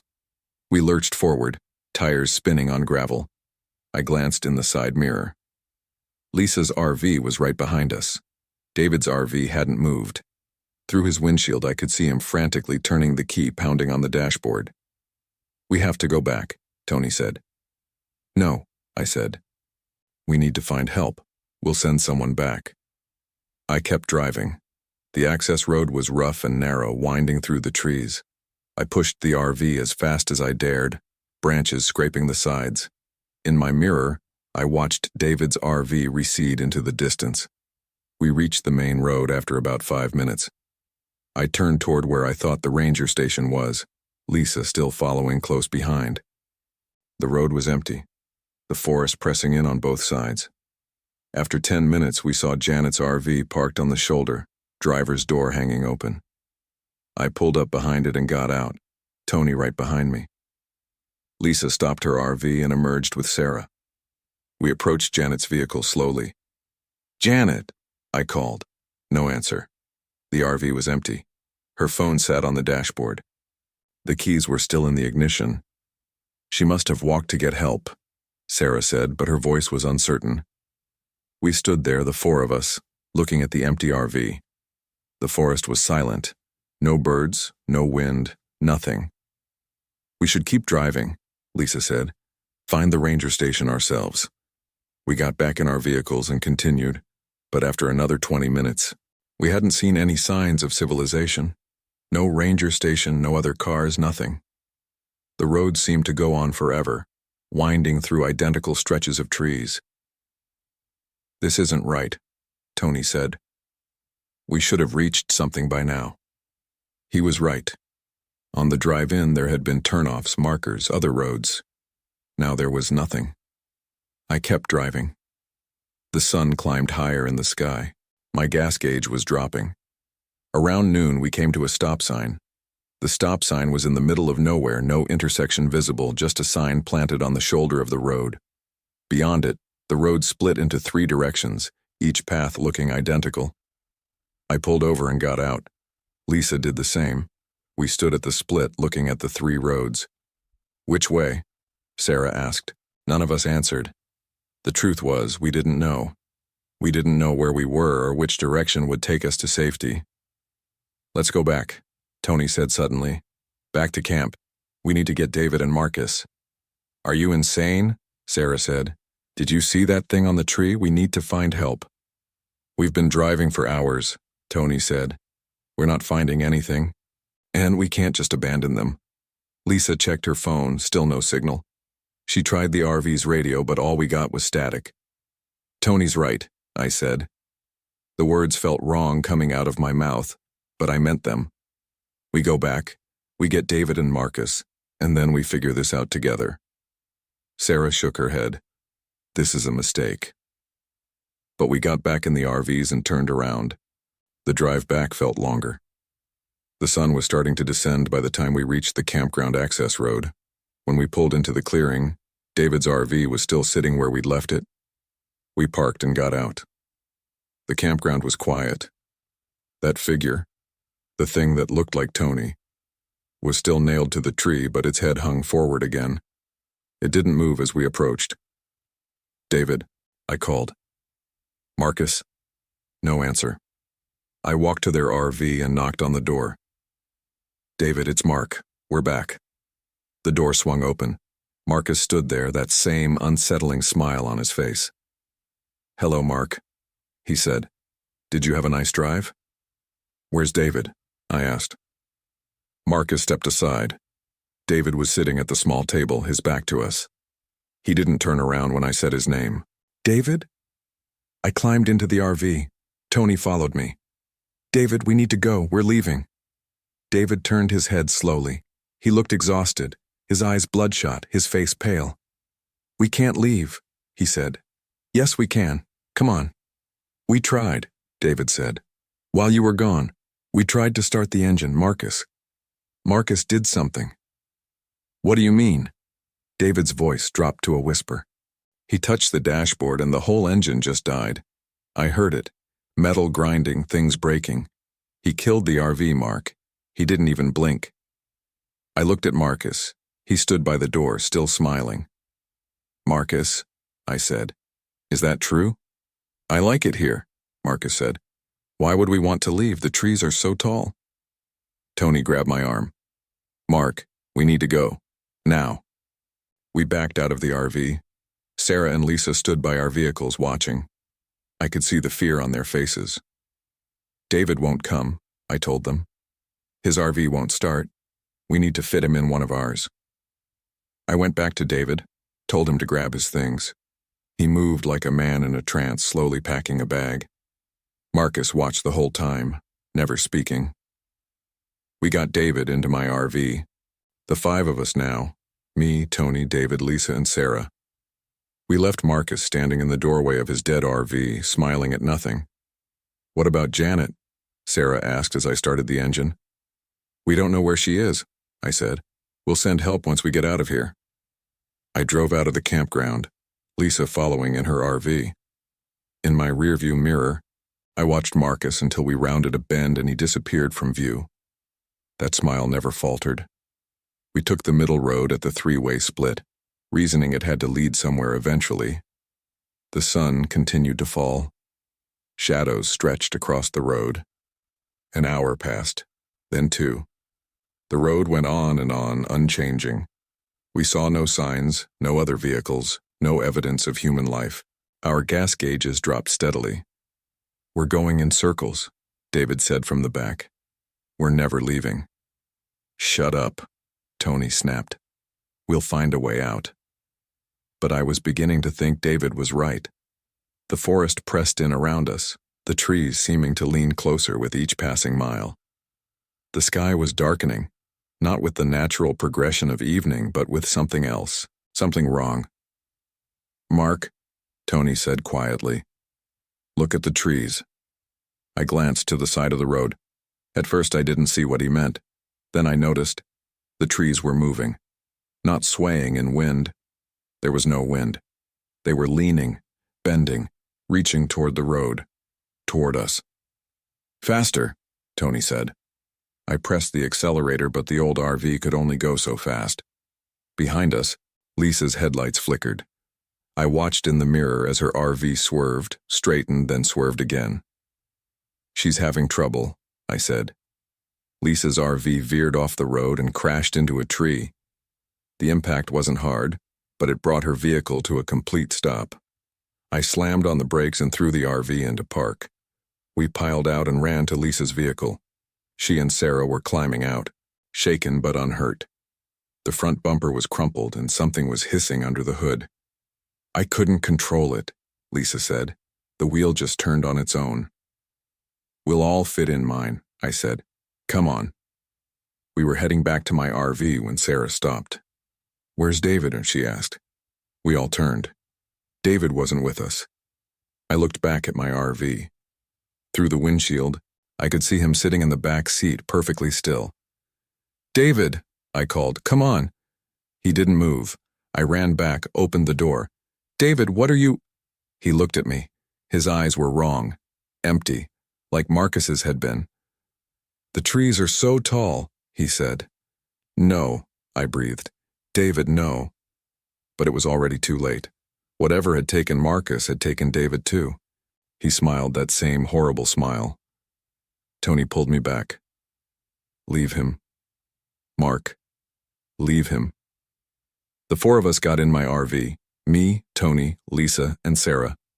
I locked the doors and started driving, David's face receding in the mirror, watching us go with those empty eyes. We drove through the night.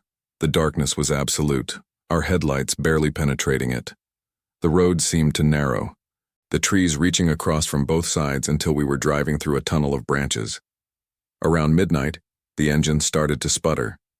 The gas gauge was on empty. "No," I said. "No, no, no." The RV coasted to a stop. We sat in the sudden silence, the four of us, listening to the forest outside. I could hear breathing, not from us, but from somewhere beyond the windows. Deep, slow breaths like a giant sleeping. "What do we do?" Sarah whispered. Nobody answered. What could we do? We were out of gas, miles from anywhere, surrounded by a forest that was alive with something malevolent. Tony looked out the window. "The trees," he said. I followed his gaze. The trees had changed. Their bark was moving, rippling like water, faces pressed out from inside them, human faces, stretched and agonized. I recognized some of them. The older couple from the first night, the man in the van, Janet. "They're in the trees," Lisa said, her voice hollow. "Everyone who disappeared. They're in the trees." One of the faces looked like Marcus, another like David. They pushed out from the bark, mouths opening in silent screams, then sinking back into the wood. Sarah started crying. Tony put his head in his hands. Lisa just stared. I don't know how long we sat there. Time felt meaningless, but eventually the sun began to rise. The faces in the trees faded as light filtered through the branches. "We have to walk," and I said. "Follow the road. Eventually we'll find something." We got out of the RV. The morning air was cold and still. We started walking, staying close together, not speaking. After an hour we saw a sign. Fish Lake National Forest Campground, 2 miles. We'd come back to where we'd started. "That's impossible," Lisa said. "We drove for hours in the opposite direction." But the sign didn't lie. We walked those 2 miles and there it was. The campground. Our RVs were still parked where we'd left them. Marcus stood outside his RV watching us approach. David sat at a picnic table, his hands folded. They both smiled. "Welcome back," Marcus said. "Did you have a nice walk?" We didn't answer. We walked past them, back to my RV, and got inside. I locked the door. "We can't get out," Sarah said. "Can we?" I wanted to lie, to tell her we'd find a way. But I couldn't. Tony looked at his phone. Still no signal. He set it down and stared at the floor. "When do you think it will take us?" he asked. "I don't know," I said. Lisa stood and went to the window. She looked out at the forest, at the trees that had swallowed everyone else. Maybe it already has, she said. I thought about the figure on the tree, the one with Tony's face, the one that had said, "He's already here." I looked at Tony. He looked back at me. Neither of us said anything. We're still here, the four of us, in this RV at this campground. It's been 3 days, I think. Maybe 4. Time feels strange. Marcus and David are still outside, smiling. Sometimes I see more people walking between the trees, people who look familiar but wrong. Last night I woke up and Tony was standing by the door, his hand on the lock. I asked him what he was doing. He looked at me and smiled. "The trees are so tall," he said. I grabbed him, pulled him back to his bunk. He didn't resist. In the morning he didn't remember. Sarah sleeps all the time now. Lisa won't eat. We're running out of food anyway. I write this because I think it's important that someone knows what happened here. If you're reading this, if you found this notebook in an abandoned RV in Fish Lake National Forest, please listen. Don't stay. Don't stop. Don't look for us. The forest is hungry. And the trees are so tall. I can hear Tony moving behind me. I can feel him standing there, watching over my shoulder as I write. I don't want to turn around, I don't want to see his smile. But I know I will. I always do. The trees are calling. And I think I'm ready to answer.